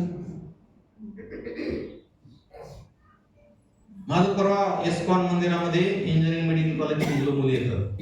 101 मुलं मुली दर शनिवारी शुक्रवारी येतात. तिथल्या त्या महाराजांनी मला खूप आग्रह केला होता या म्हणून. तर तुमच्यासारखा आग्रह झाला म्हणून मी तिथे गेलो. तिथलं जे व्याख्यान माझं होतं, मी तुम्हाला त्याची लिंक पाठवतो. मी सगळ्या ग्रुपवर द्यायचे. म्हणजे छोट्या छोट्या अपयशाला मुलं मुली आत्महत्या करायला लागल्या. प्रभू रामचंद्रांचा राज्याभिषेक होत होता. अख्खं राज्य त्यांना मिळणार होतं. आता राज्याभिषेकाची पूर्व तयारी सुद्धा झाली होती आणि 2 मिनिटांमध्ये त्यांना वनवासात जावं लागलं. ह्याच्यापेक्षा मोठं संकट काय असणार आहे? रामाने आत्महत्या करायचा विचार केला का? महाभारतामध्ये कितीतरी प्रसंग आहेत की अर्जुन आणि त्यांच्या बंधूला, सगळ्या असे किती प्रसंग आले. कुठेतरी महाभारतात उल्लेख आहे, आत्महत्या शब्दच नाहीये रामायण महाभारतामध्ये कुठे. आणि आपण छोट्या छोट्या, म्हणून आध्यात्मिक ग्रंथाचं एक वेगळं बळ असतं. म्हणून लोकांना प्रभू रामचंद्र शिकवा, प्रभू श्रीकृष्ण शिकवा. ते विद्यार्थ्यांना हे पण शिकवलं पाहिजे. आणि मग संस्कार ते असं बस मी तुला संस्कार देतो, पाणी तांब्यावर पाणी टाकलं म्हणजे संस्कार जाणार नाही. आपल्या वागण्यात, बोलण्यात, घरच्या पूजा अर्चेमध्ये, घरच्या आध्यात्मिक कार्यक्रमामुळं ते ऑटोमॅटिक लहान मुलावर त्याचा परिणाम होतो.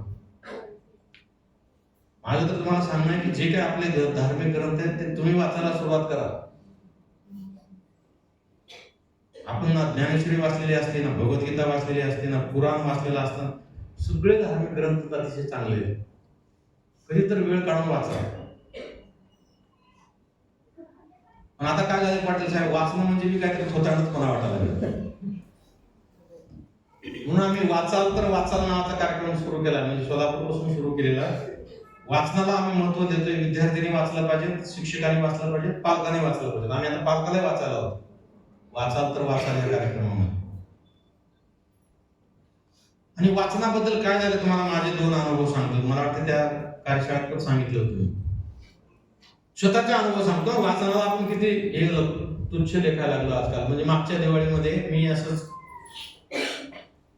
मला कोणीतरी एक कार्यक्रम पुस्तक भेट दिलं होतं, मी गीता बोलते. बऱ्याच जणांना वाटतं कोणती गीता साहेबाला बोलते कडे. भगवद्गीता आहे ते.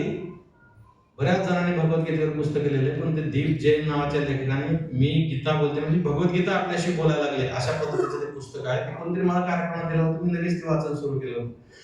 दिवाळीमध्ये आमचे सगळे जिल्हा स्तराचे अधिकारी वगैरे येतात भेटीसाठी. मग ते आमचे जिल्हास्तरीय अधिकारी आले. ते काय झालं, पुस्तक वाचत बसलो तुम्ही ते आल्यामुळे असं मी पालतं टाकलं. आपण पुस्तक असं पालतं टाकलं ना, पान लक्षातून जाऊ नये म्हणून. ते पुस्तक असं पालतं टाकलं, त्यांचं स्वागत केलं आणि ते आले, बुके, मिठाईचा बॉक्स दिला आणि बसता बसता ते पुस्तक माझं पालतं दिसलं की ते बसता बसता ते परत उभं राहिलो. साहेब पुस्तक वाचताय तुम्ही? म्हणजे अशा टोन मध्ये बोलले की मला वाटलं मी कोणाचा फोन घेऊन गेला की काय. मी एकदम घाबरून काय झालं, पुस्तक घेऊन मी त्यांना काढून दाखवलं. म्हणजे एमपीएससी यूपीएससीचा अभ्यास करतानापासून जी माझी सवय महत्वाचे वाक्य अंडरलाईन करायचे ते आताही मी करतो, कुठलंही पुस्तक असो. त्यांना मी पूर्ण मागचं दाखवलं कशा महत्वाच्या वाक्याला अंडरलाईन केलेलं. ते म्हणे त्याने हात जोडले म्हणे साहेब मरणाचं काम आहे म्हणे तुम्हाला, आणि पहिला तुम्हाला वेळ मिळत नाही, तुम्ही पुस्तक वाचताय. वेळ काढून वाचायला पाहिजे साहेब. पण त्यांना सांगितलं तुम्ही 5 मिनिट त्यांना सांगितलं तुम्ही वाचायला सुरू करा म्हणून. हे झालं म्हणजे आश्चर्य वाटतं लोकांना. दुसरं मला मुंबईला मिटिंगला जायचं होतं. सकाळच्या विमानावर जाऊन संध्याकाळच्या विमानावर बॅग काय नव्हती, फाईल घेतली मिटिंगची, मी पुस्तक नेहमीप्रमाणे एअरपोर्टवर वाचत बसलो. विमानात गेलो, आपली सीट धरली, आपलं वाचत बसलो. म्हणजे विमानात बसल्यापासून तिथं लँडिंग होईपर्यंत मी वाचत होतो. आणि मग जेव्हा विमान लँड झालं, ते दरवाजा लावला, आता उतरायची वेळ आली, तेव्हा ते एअर होस्टेस आले आणि ते मला एक कुपन दिलं लांबचं, अतिशय चांगलं एअर इंडिगोचं. एका बाजूला व्हाईट रंग, दुसऱ्या बाजूला रंगीबेरंगी. त्याने मला आणून दिलं ते. मला वाटलं तर ते फुकट काहीतरी मिळणार असेल, चॉकलेट बिकलेट. आपल्याला काही फुकट मिळालं गेलं मस्त वाटतं. काय ठिकाणी देतात ते काय बाहेर वापचर मिळते बाईक कंपनीची. मला तसं काय मी त्यांना विचारलं व्हॉट इज दिस. ते म्हणजे वाचा म्हणजे साहेब मागे लिहिलेलं. तर त्यांनी व्हाईट साईडला तिच्या अक्षरामध्ये लिहिलं होतं की air IndiGo here by congratulate you for your constant trading. आणि पायलटची सही आणि त्याची एअर होस्टेसची सही दोघांची. मी वाचलं मला थँक्यू. मला पण हे काय, तर कंपनीनं आम्ही ठरवलं म्हणे की जे नॉनस्टॉप एअर विमानात वाचतील त्यांना आम्ही हे अभिनंदन पत्र देतो. म्हणजे किती कमी झालंय वाचणं. म्हणजे संस्कार जर करत असतील तर आपल्या घरी वाचलं पाहिजे. बा ज्ञानेश्वरी आपण वाचली नाही म्हणून ज्ञानेश्वरांचं काही नुकसान होणार नाही. तुकारामाची गाथा आपण वाचलं, गाथा तुकारामाचं नुकसान होणार नाही. नुकसान आपलं होणार आहे, आपल्या घराचं, आपल्या समाजाचं, आपल्या देशाचं नुकसान होणार. समजून घ्या. आता बऱ्याच जणांना अख्खी पोथी पाठ असते, पण ते काय म्हणायचं काहीच कळत नाही. अहो ते जाऊ दे, बाहेर आपण बाहेर जर गेलो, तुमच्यापैकी सगळेजण ह्या जिल्ह्यातले असतात, बाहेरच्या जिल्ह्यातले आले कोणी आहे काहीतरी एक 2-4 अपवादात्मक असतात. आता संभाजीनगर जिल्ह्यामधले जर बाहेर कोणी गेलं, कुठून आले म्हणजे की छातीपीती कोण हा संभाजीनगर नाथ महाराज आमच्या जिल्ह्यातले आहेत, पैठण आमच्या जिल्ह्यात आहे, नाथ महाराज आमच्या जिल्ह्यातले. नाथ महाराजाच्या 2 ओळी सांगावलं की फुस.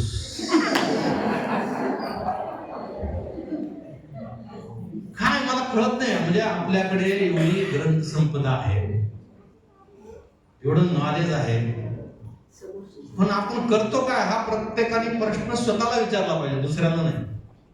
दुसऱ्याला कमी लेखण्यात किंवा दुसऱ्याला सल्ले देण्यात काय अर्थ नाही.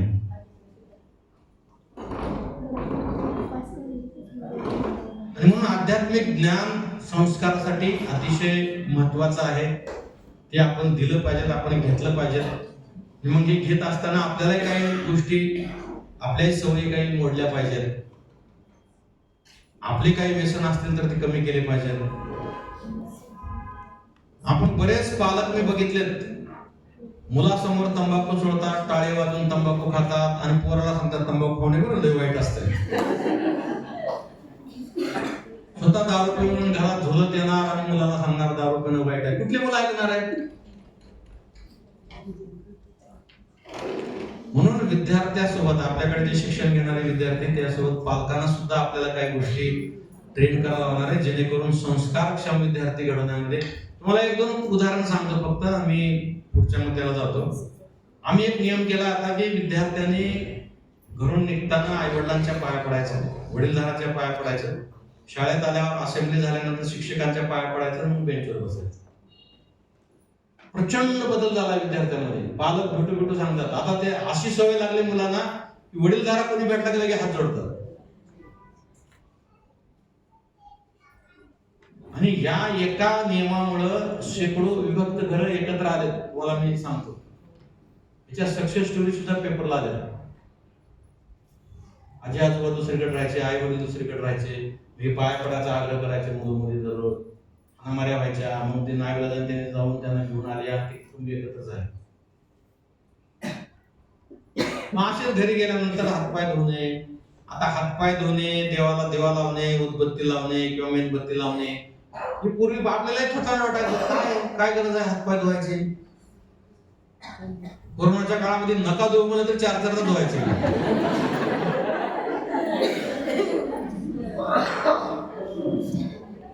मोतीला किंवा अंत्यविधीला गेल्यानंतर आल्यावर कपडे धुवायला टाकून स्नान केलं पाहिजे. मध्यंतरीच्या काळामध्ये आता लोक डायरेक्ट अंत्यविधीतून हॉटेलमधून ऑफिसमध्ये.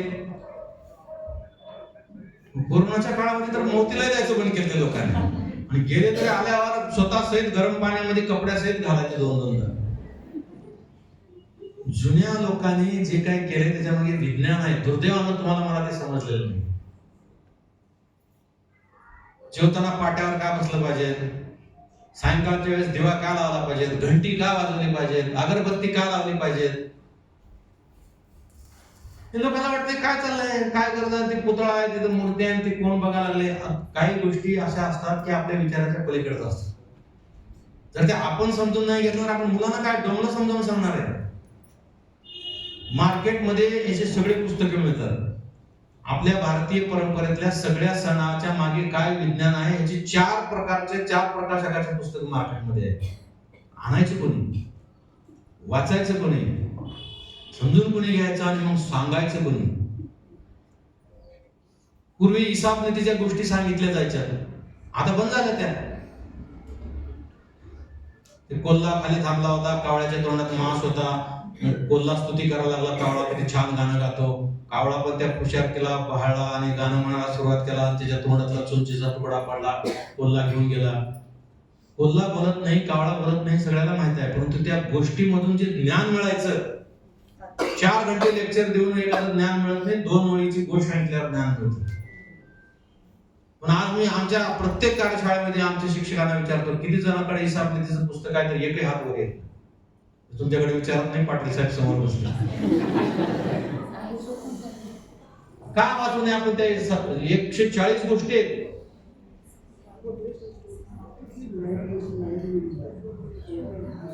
त्यात तुम्ही वाचा आणि नियम करा की दर आठवड्यामध्ये एक तरी हिसाब नीतीची गोष्ट किंवा दररोज एखादी गोष्ट मी माझ्या विद्यार्थ्यांना सांगेन.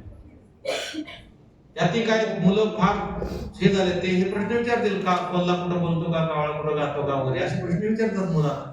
कारण मध्यंतरी गॅप पडलाय ना. आपल्या काळामध्ये कंटिन्युएशन मध्ये ह्या गोष्टी होत्या म्हणून आपण कधी शिक्षकाला किंवा आई वडिलांना असं विचारू शकलो नाही, कोल्हा बोलतो का, उंट बोलतो का म्हणून. संस्कार करण्यासाठी ह्या छोट्या छोट्या गोष्टी फार महत्वाच्या आहेत. म्हणून तुम्ही धार्मिक आचरण जर आपल्या मुलांनी सुरू केलं तर तुम्हाला सांगतो अनेक विषयापासून आपले म्हणजे वाईट विषयापासून मुलं दूर जातील आणि चांगल्या विषयाच्या जवळ येतील. आणि त्याच्यातूनच संस्कारक्षम पिढी घडली तर ते आपल्या घरासाठी आणि आपल्या देशासाठी फार महत्वाचं आहे. हातातून मुलं मुली वाया गेल्यानंतर रडत बसून काही होत नाही. आणि ह्या सगळ्या घटना आज शहरात घडतात, आपल्या घरापर्यंत त्याला वेळ लागणार नाही. म्हणून म्हणलं मी फक्त हे माहित आहे आपल्याला, फक्त अंडरलाईन करणं, अधोरेखित करणं, तर या संस्कारक्षम मध्ये ते आपण करावं. आयटी क्षम मध्ये आता मोबाईल, आता आपण मोबाईल पासून दूर जाऊन कोणी जगू शकत नाही. टॅब झालं, तंत्रज्ञान झालं, हे आवश्यक आहे. परंतु तुमच्या आमच्याकडे आता मुली असतील तर सगळ्याला काळजी वाटते की मुलगी मोबाईलवर काय बघत असेल, कुणाला बोलत असेल, काय करत असेल. मुलाकडे तसं किती तुम्ही बातम्या वाचल्या, मुलींनी मोबाईल घेऊन दिला नाही म्हणून आईचा फोन केला, वायफाय बंद केला म्हणून आईचा फोन केलेली घटना होती. त्यांना आपण हे दिलं पाहिजे, पण देत असताना शाळेत आणि घरी आपण सांगितलं पाहिजे की कसं वापरायचं, किती वापरल्याने डोळ्यावर काय परिणाम होणार आहे, मनावर काय परिणाम होणार आहे, संस्कार संस्कृतीवर काय परिणाम होणार आहे, तुझ्या आयुष्यावर काय परिणाम होणार आहे. माझं काय, तुला बघायचं असलं बघ, तुझं आयुष्य खराब करून घ्यायचं असेल कधीच मुलं वापरणार नाहीत, गैरवापर करणार नाही. त्याच्यासोबत शिकवणं, मग जे नेमकं आयटी मध्ये जे काही शिकवायचं ते शिकवणं. त्याच्यानंतर कौशल्यपूर्ण स्वावलंबी विद्यार्थी घडवणे. सगळेच मुलं काय कलेक्टर होणार नाही, सगळेच काही इंजिनियर डॉक्टर होणार नाही, जगणार कसं. म्हणून त्यांना काहीतरी कौशल्य आपल्याला जर शिकवता आलं तर त्याच्यासाठी सुद्धा आमचं वेगळ्या पद्धतीने स्वावलंबी विद्यार्थी घडवण्याचं सुरू आहे. नंतर आनंददायी आणि नाविन्यपूर्ण रचनात्मक शिक्षण. आनंददायी शिक्षण मध्ये मुलांना शिकताना आनंद कसा मिळेल, पर्यटन बिलकुल नाही वाटलं पाहिजे शिक्षणाचं, शिकवण्याचंही नाही वाटलं पाहिजे, शिक्षकाचंही नाही वाटलं पाहिजे. नाहीतर काही शिक्षकाच्या बाबतीत दिवसभर विद्यार्थी वाट बघतात त्यांचा क्लास कधी सुरू होईल. काही शिक्षकाच्या बाबतीमध्ये हे आलाच नाही पाहिजे म्हणून प्रार्थना करतात. तुम्ही बघा एखाद्या विद्यार्थ्याचा कार्यक्रम असू द्या, एखाद्या शिक्षकाला तुम्ही बोला प्रचंड टाळ्या वाजतात, त्यात दुसऱ्या एका शिक्षकाला बोला एकही टाळी वाजत नाही. पर्यटन देऊन शिक्षण दिलं की मुलं शिक्षण घेत नाहीत. पण आनंददायी शिक्षण हा एक विषय असा आहे की शिकताना आनंद मिळाला पाहिजे, पण त्यांच्या जीवनामध्ये आनंद कसा निर्माण केला जाईल हे आपण शिकलं पाहिजे आणि शिकवलं पाहिजे. आनंदाची डोही आनंद तरंग फक्त म्हणून जमत नाही. मन करारे प्रसन्न सर्व सिद्धीचे कारण हे सगळं संत सांगतात आपल्याला नाही. ते कसं करायचं, कशात आपल्याला आपल्या सुद्धा दैनंदिन जीवनामध्ये अनेक सुखाचे आनंदाचे प्रसंग आपल्याकडे येत असतात, पण आपण त्याच्याकडे पाठ करत आणि मग कुठं म्हणत बसतो मला सुखच नाही, मला आनंदच नाही. वि स खांडेकरांच्या कुठल्या तरी पुस्तकात देवारा का सोनचाफा पुस्तकामध्ये एक वाक्य आहे, मला फार आवडलं. वि स खांडेकर लिहितात की सुख आणि आनंद हा तेव्हाच घ्यायचा असतो जेव्हा तो मिळत असतो. जेव्हा तो आपल्याकडे येतो तेव्हा आपण त्याच्याकडे पाठ फिरवतो आणि नंतर मात्र आपण त्याचे रडगाणे गात बसतो. अतिशय छोट्या छोट्या प्रसंगामध्ये आपल्याला आनंद मिळत असतो. मुलांना शिकवण्यामध्ये सुद्धा तसा एक आनंद आहे आणि तो आनंद त्यांच्यामध्ये पेरत असताना त्यांच्या जीवनामध्ये कसा आनंद निर्माण होईल ह्या गोष्टी आपल्याला या आनंददायी शिक्षण. कारण तुम्हाला माहित नसेल, आमच्या मसुरीला ट्रेनिंग होतं, तिथे यूपीची सेक्रेटरी बोलवली होती. यूपी का एमपी गव्हर्नमेंटने हॅपीनेस डिपार्टमेंट वेगळं केलं, त्यासाठी सेक्रेटरी आहेत, अधिकारी आहेत. हॅपीनेस डिपार्टमेंट तो सगळं आपल्या जीवनातून नष्ट होत चाललाय. आपण फक्त 24 तास गाडी कोणती घ्यायची, बंगला कोणता घ्यायचा, पैसे किती कमायचे, बँक बॅलन्स किती आहे, कशात गुंतवणूक किती, सगळं सोडून जायचंय. काहीच राहणार नाही. राजा सिकंदराची तुम्हाला गोष्ट माहित असेल, मरण्याच्या अगोदर त्याने लिहून ठेवलं होतं की माझी अंत्यविधीच्या वेळेस माझी डेड बॉडी घेऊन जाताना माझे दोन्ही हात बाजूला काढून ठेवा. लिहिणाऱ्याने विचारलं असं का बरं, तर जगाला कळू द्या की सगळं जग जिंकलेल्या माणसाला रिकाम्या हाताने जावं लागतंय.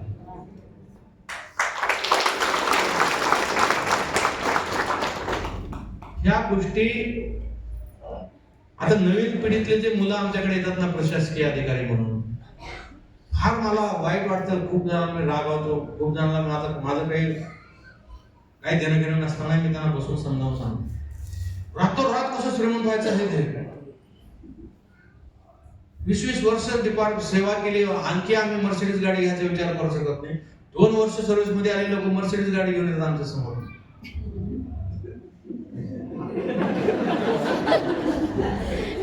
कुठं चाललंय जग? कारण लक्ष सगळं तिकडे आहे. आणि म्हणून ज्या आध्यात्मिक गोष्टी आपल्याला ह्यासाठी शिकल्या पाहिजेत की ज्या चिरकाल गोष्टी आहेत त्याच्यावर लक्ष द्या. चांगलं करणं, पुण्य करणं, सद्भावना ठेवणं, एकमेकाला सहकार्य करणं, प्रेम करणं, ह्या गोष्टी ज्या आहेत त्याला आपण पूर्ण बाजूला ठरलो. आणि हे म्हणून आम्ही ह्या छोट्या छोट्या गोष्टीतून आम्ही त्यांना शिकवतोय. 8वा मुद्दा मुलीची सुरक्षितता, महिला सन्मान वाढवणे, आत्मविश्वास जागवणे, त्यामध्ये देशभक्ती, हे ते सगळे गुण आम्ही त्याच्यामध्ये कव्हर केलेत. कारण तुम्हाला माहित आहे मुलीची छेड काढणं हे पहिलं महाविद्यालयात व्हायचं, आता शाळेमध्ये सुद्धा व्हायला लागलं. कित्येक घटना होत्या जिल्ह्यात. मुलांना शाळेत पण शिकवण्याची गरज आहे, घरी पण दुर्दैवानं आपल्या सगळ्यांच्या घरी काय मुलींना सगळे आचारसंहिता आहे. आपण पण सगळे मुलीलाच दाटत राहतो, असं बसू नको, तसं बसू नको, हे कपडे घालू नको, ते कपडे, ती समोर आला तू गायब होऊन जा, बाहेर गेलो तर लवकर ये, सगळे बंधन मुलीला. मुलाला का घालत नाही बंधन आपण? आता प्रत्येकाच्या घरी, प्रत्येकाच्या शाळेत मुलांना हे आपण शिकवलं पाहिजे की रस्त्यात जर तुला कुठे एकटी महिला किंवा एकटी मुलगी दिसली तर ती संधी नाही.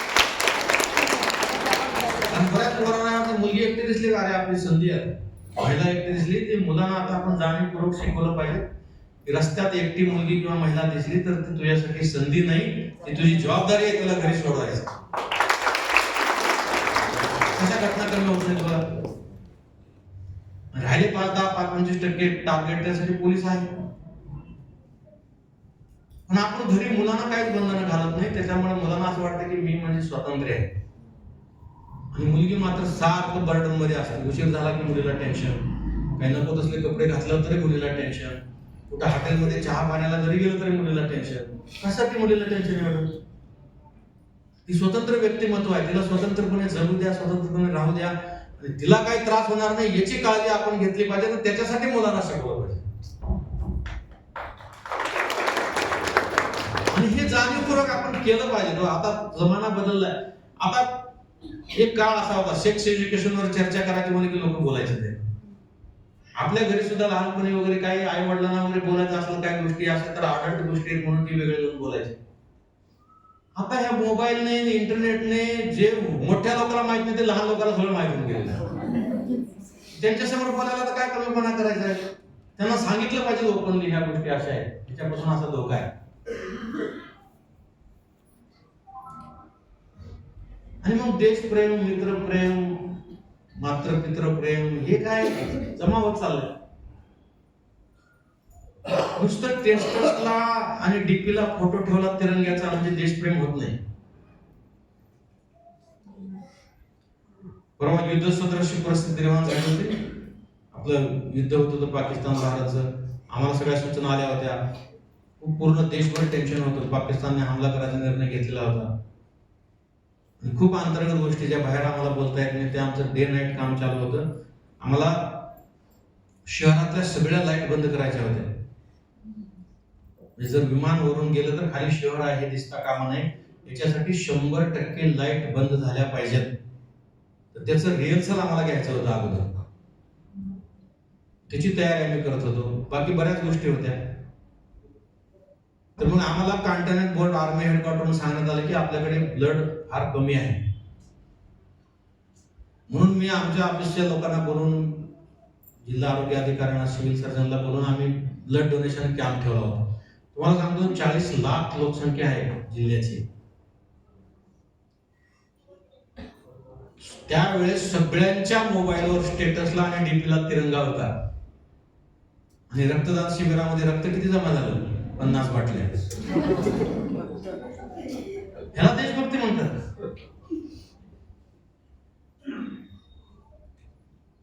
ही वस्तुस्थिती आहे सध्याची, जे मी कुठल्याही पुस्तकातलं किंवा वर्तमानपत्रात सांगत नाही, घडलेलं तसंच झालंय. आई वडिलाचं प्रेम तसंच, मित्राचं प्रेम तसंच, मैत्रिणीचं प्रेम तसंच, काहीतरी स्वार्थ, काहीतरी हे. आणि आपल्या जिल्ह्यात, राज्यभरामधल्या सगळ्या वृद्धाश्रम हे कॅपॅसिटीपेक्षा तिप्पट भरले. मागच्या हिवाळ्यामध्ये आपल्या शहरामध्ये एक PSI रात्री पेट्रोलिंग करत होते. एका दारामध्ये एक 80 वर्षाचे ग्रस्त भाड कुरकडत होते. टेम्परेचर त्या दिवशी काय 7 का 8 डिग्री सेल्सिअस होतं. PSI ची गाडी पुढे गेली. त्याला वाटलं एकटा हा का लपल्याला चोर बिर आहे का. आपण गाडी रिव्हर्स घेतली. गेले तर तो वयोवृद्ध ग्रस्त लटकट झोपले होते. एकटंच, पांघरून नाही, काही नाही. काठी वाजून त्यांना उठवले, उठून बसवले. म्हणजे बाबा इथं काय झोपले तुम्ही? चला म्हणे तुम्हाला तिकडे गेले. नाही म्हणे माझंच घर आहे म्हणे. मग बाहेर का झोपले एवढ्या थंडीत? तर सुननं आणि मुलांना मला बाहेर हाकललं म्हणे रात्री. पहाटे 4 वाजताची घटना. त्याने मग त्याला घेऊन गेले, चादर टाकली. ती बाकी विचारायला लागल्यावर तो बाबा म्हणले, बेटा मला काहीतरी खाऊ घाल, मी 2 दिवसापासून उपाशी आहे.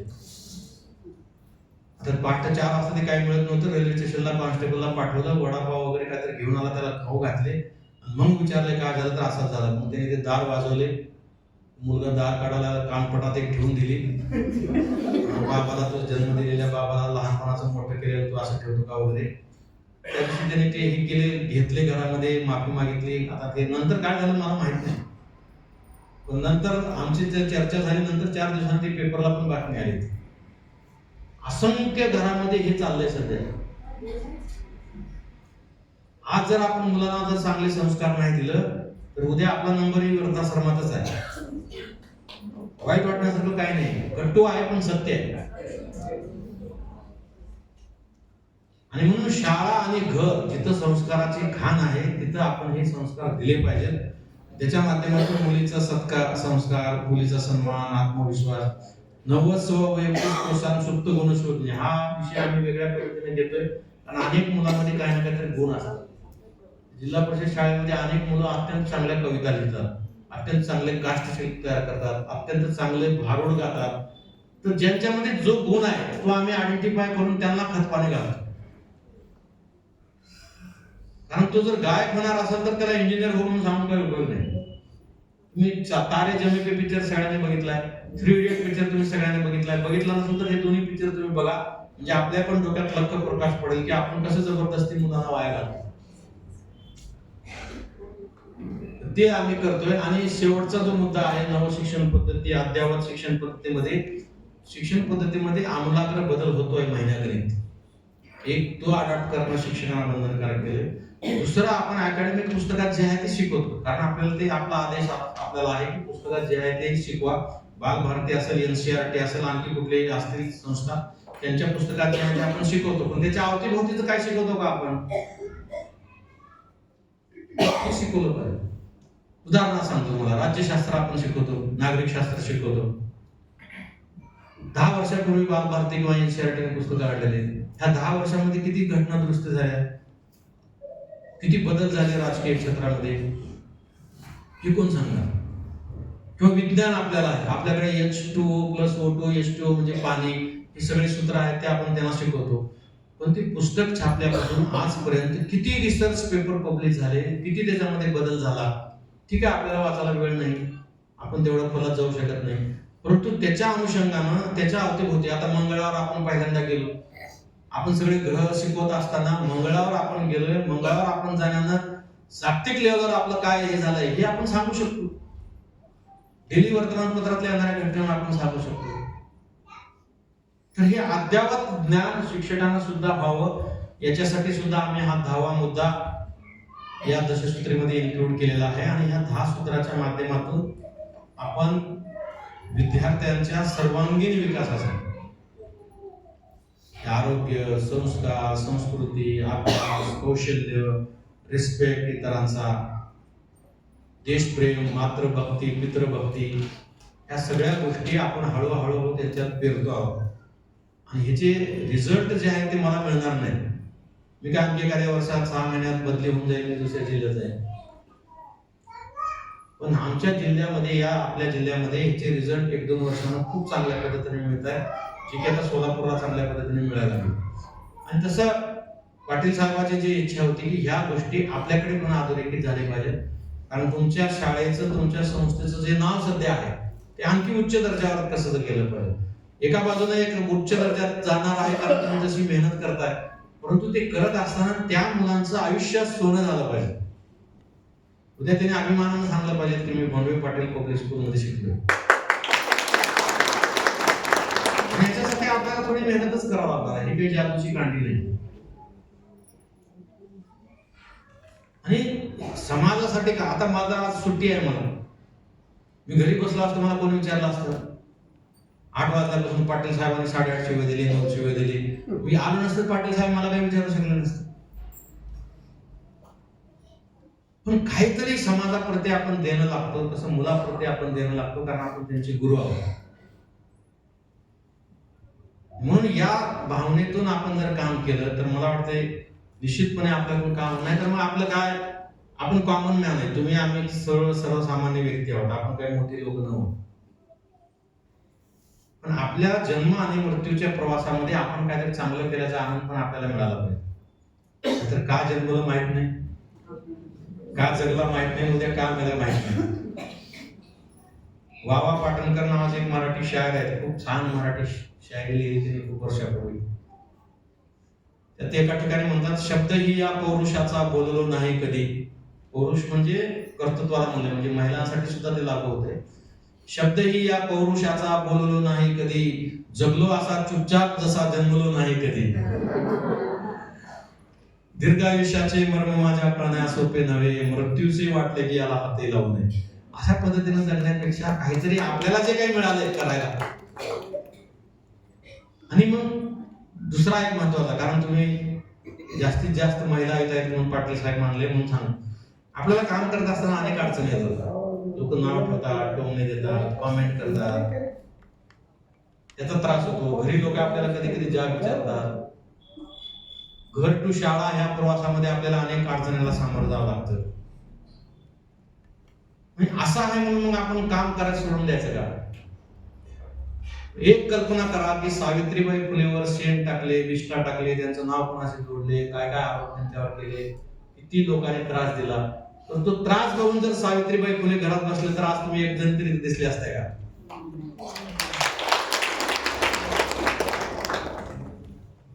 हे जितके काही थोर पुरुष, थोर महिला इतिहासामध्ये होऊन गेल्या, त्यांच्याकडे कधी तर आपण डोळे उघडून बघितलं पाहिजे. आपण फक्त अभ्यासापुरतं वाचतो त्यांना, परीक्षात काय येणार आहे.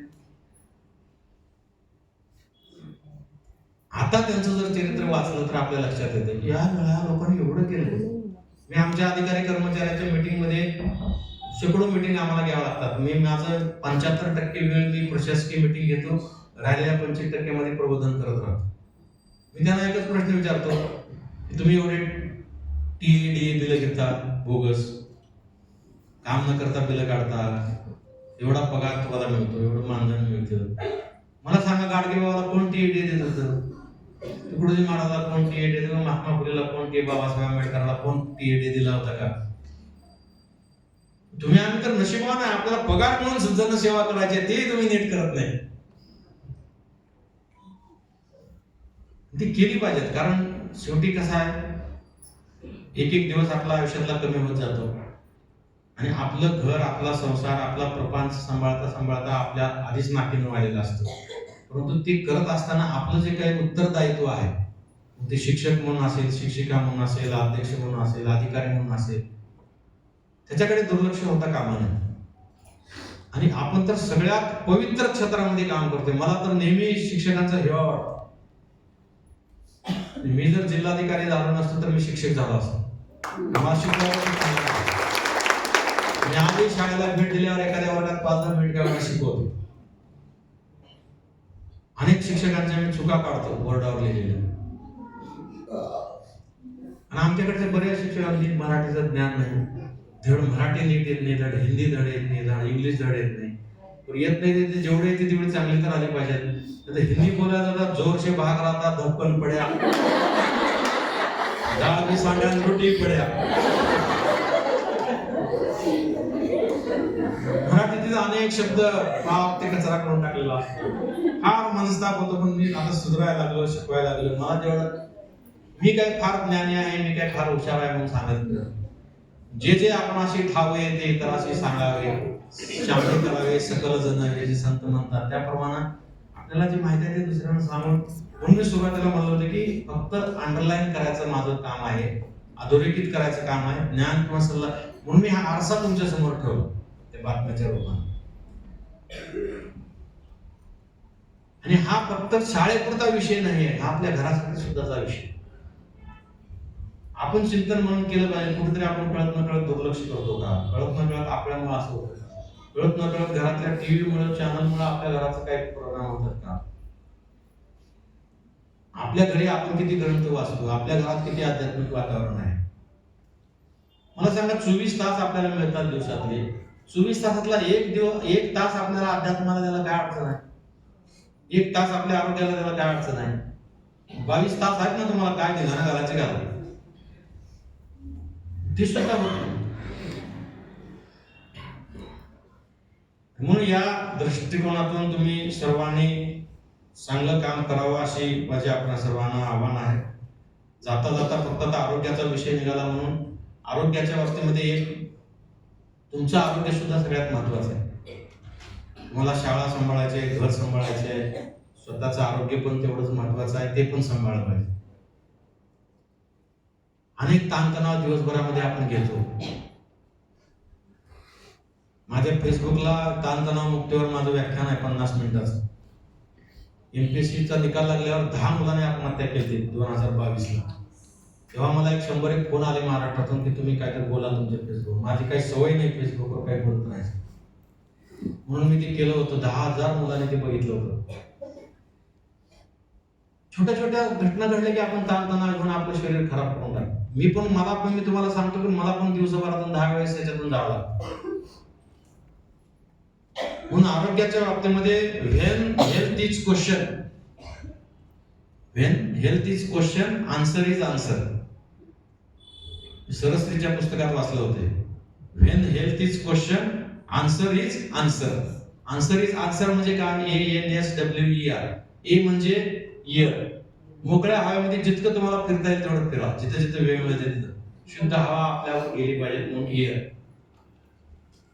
एन म्हणजे न्यूट्रिएंट.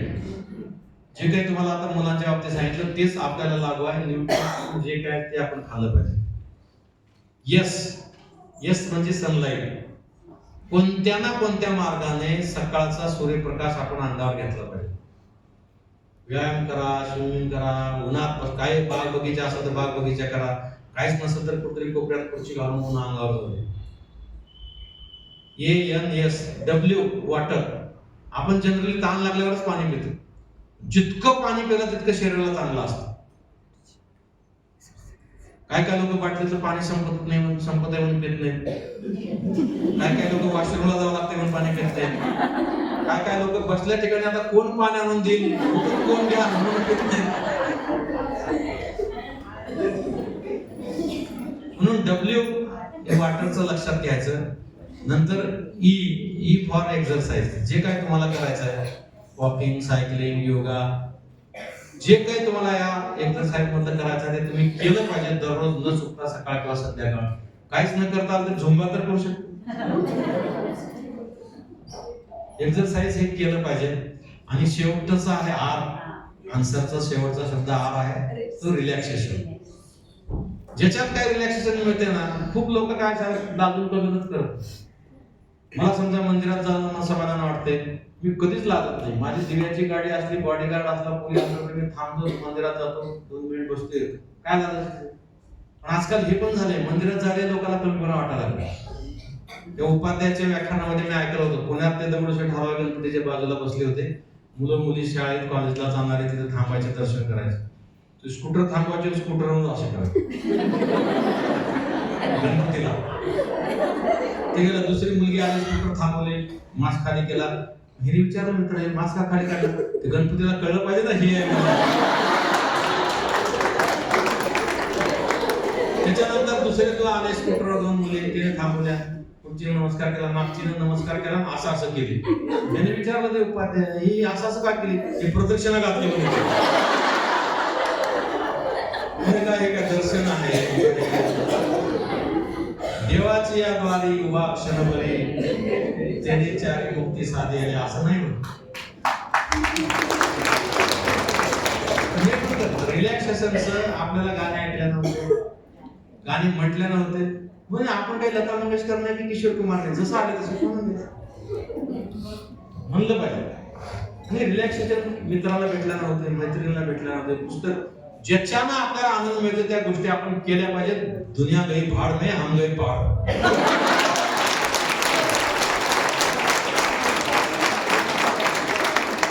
तुमचा आता ब्लड प्रेशर तर असंच कमी होऊन जातं. म्हणून व्हेन हेल्थ इज क्वेश्चन या पंक्तीप्रमाणे तुम्ही तुमच्या स्वतःला अर्पित करा, तुमच्या मुलांना, घरच्या मुला-मुलींना, तुमच्या शाळेतल्या मुला-मुलींना हे समर्पित करा. आणि या पद्धतीनं तुमच्या शाळेचं जे ऑलरेडी नाव आहे त्याच्यामध्ये आणखी दिन दुगणी रात चौगुणी तरक्की हो, असं मी पाटील साहेबांनी मला 11:30 पर्यंतची वेळ दिली होती. 11:29 झालेली आहे. त्यामुळे मी आता या ठिकाणी त्यांचं मनापासून अभिनंदन करतो. खरं म्हणजे त्यांनी मनावर घेतल्यामुळं मला पण ते यावं लागलं.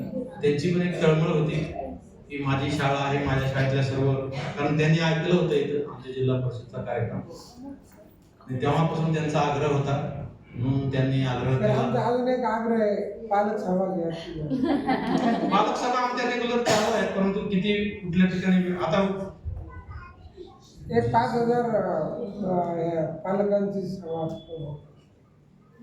मी तुमच्या असं तेव्हा सांगा, त्यावेळेच्या वेळेप्रमाणे सगळ्या पालकांना एकत्र बोलू आणि तिथं पालक आणखी फरक पडेल. आम्ही आता घेतोच आहोत आमच्याकडे. आता मला तुम्हाला सांगितलं सगळ्यांना, म्हणजे खरं म्हणजे आता ही खासगी संस्था आहे, मी कशाला वेळ देऊ.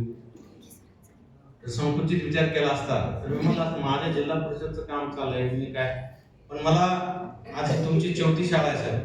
मला पोद्दार संस्थेने असं त्याने तर वर्तमानपत्रात वाचलेल्या बातम्याच्या आधारे इथले पोद्दारचे प्रिन्सिपल 2-3 वेळेस आले, मी काय त्यांना रिस्पॉन्स दिला नव्हता वेळेअभावी. त्यांनी ते मुंबईचे हेड ऑफिसचे लोक बोलवले, त्यांनी काय माझे एक नांदेडचे मित्र घेऊन आले सोबत, मी नाही म्हणून हे तळमळ आहे, बाकी काय त्यांचा काय. त्या पोद्दारमध्ये असं 350 शिक्षक शिक्षिका होत्या. मी MIT मध्ये तो कार्यक्रम घेतला. नंतर आमचे वाडेकर म्हणून एक आहेत अध्यक्ष, त्यांच्या शाळेमध्ये त्यांनी आग्रह करून असंच बोलवलं होतं. जैन इंटरनॅशनल स्कूलमध्ये बोलवलेलं आहे. आणि तुमची 4थी शाळा आहे की जी खासगी अनुदानित किंवा विनाअनुदानित शाळेमध्ये सुद्धा या गोष्टी आपल्या मुला शिक्षकापर्यंत गेल्या पाहिजेत. या तळमळीनं आपण तुम्ही बोलवलं, मी तुमचं सुद्धा मनापासून अभिनंदन करतो. आपल्या सर्वांचं मनापासून अभिनंदन करतो. आपण एक चांगल्या संस्थेमध्ये काम करताय, ही आपल्यासाठी अभिमानाची बाब असते आणि त्याला कुठेही दाग लागू न देता आपल्याला त्याच्यामध्ये आपापल्या परीनं. बराच वेळेस आपल्याला काय वाटतंय, माझे साहेब बघत असो तर मी चांगलं काम करावं, साहेब गेले की पळून जायचं, अशी प्रवृत्ती आमच्याकडे खूप आहे. पण कोणी बघो नाही बघो, खाली कोणी जनरली आपण काय CCTV कॅमेरा असला की आपण लगेच व्यवस्थित राहतो. वरी एक कॅमेरा लागलेला आहे देवाचा, ते आपण विसरून जातो.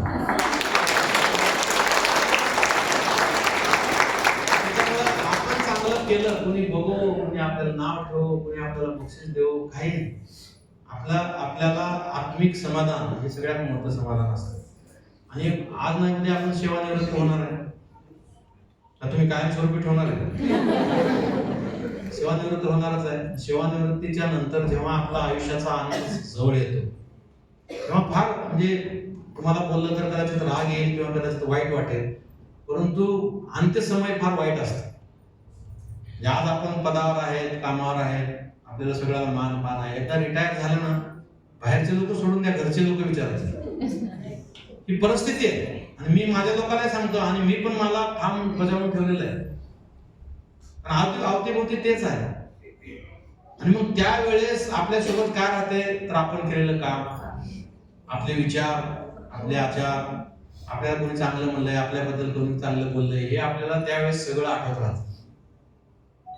त्यावेळेस मग आपल्या मनाने जर प्रश्न विचारला, तू इतकं चांगल्या ठिकाणी होता, चांगलं काम केलं का, तर आपल्या मनाने होयच उत्तर दिलं पाहिजे.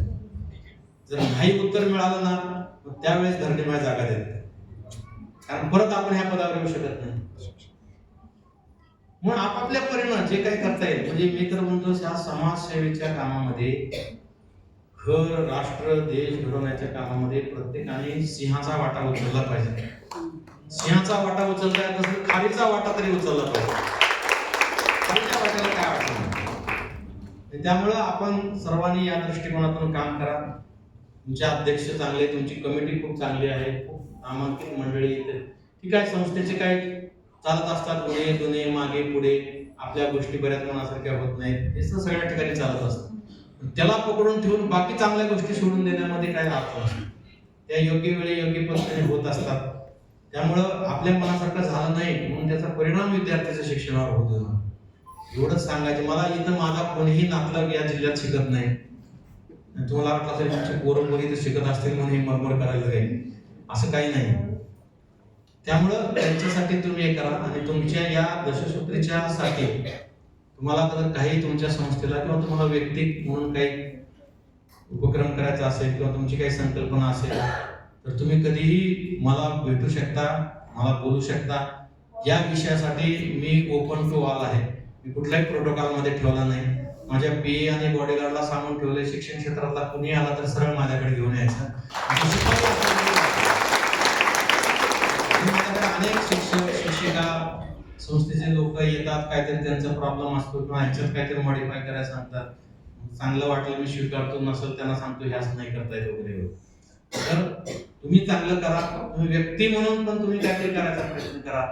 ती व्यक्ती म्हणून करत असताना काही आणखी नाविन्यपूर्ण होत असेल तर ते मलाही सांगा, म्हणजे मलाही माझ्या या कार्यक्रमात ऍड करता येईल. तुमचं आहे म्हणून खाजगी लोकांचं आहे हे ऍड करायचं नाही, असं काही संकुचित बुद्धी नाहीये. जे जे चांगलं आहे ते मी ऍक्सेप्ट करणार आहे आणि ते जिल्ह्यामध्ये राबवणार आहे. कदाचित तुमच्या शाळेत त्याच्या व्यतिरिक्त काही चांगलं होत असेल ते सुद्धा मी ऍक्सेप्ट करून शिक्षणाधिकारी दोन्ही माध्यमिक प्राथमिकांना देऊन ते सुद्धा ग्रामीण भागातले आहे. आणि हे काही कॉपीराईट वगैरे असं काही नाही, हे काही इंडस्ट्री नाही आहे. जर तुम्ही चांगलं केलं असेल तर ते सगळ्यांना लागू केलं तर काय त्याचं नुकसान काय होणार आहे? उलट तुम्ही केलंय हे नाव तुमचं कायम राहणार आहे. त्या दृष्टिकोनातून सुद्धा आपल्याला काही करता आलं तर करा. माझ्यासाठी तुम्ही ही शाळा घेतली ही माझ्यासाठी आनंदाची बाब आहे. त्यामुळं पाटील साहेबांचे त्यांच्या सगळ्या टीमचे प्राचार्य असतील, मुख्याध्यापक असतील सर्व टीमचं मी मनापासून अभिनंदन करतो. आपल्या सर्वांना मनापासून शुभेच्छा देतो. धन्यवाद. जय हिंद. आदरणीय साहेबांचे सर्वांच्या वतीने खूप खूप धन्यवाद व्यक्त करतो. जवळजवळ 1.5-2 तासापासून सर अस्खलित मराठीमध्ये बोलत आहेत आणि कुठल्याही प्रकारे आपल्याला असं टेन्शन, नैराश्य, हसून खेळून जे काही आपल्याला चांगले विचार द्यायचे आहेत ते सरांनी या ठिकाणी आपल्याला दिलेले आहेत. आदरणीय साहेबांचा वाचनाचा जो व्यासंग आहे त्याच्यासोबतच चिंतनाचा जो व्यासंग आहे त्याचा प्रत्यय आणि किती वाचनाने ते ओतप्रोत भरलेले आहेत याचा देखील प्रत्यय आपल्याला त्यांच्या भाषणामधून आलेला आहे.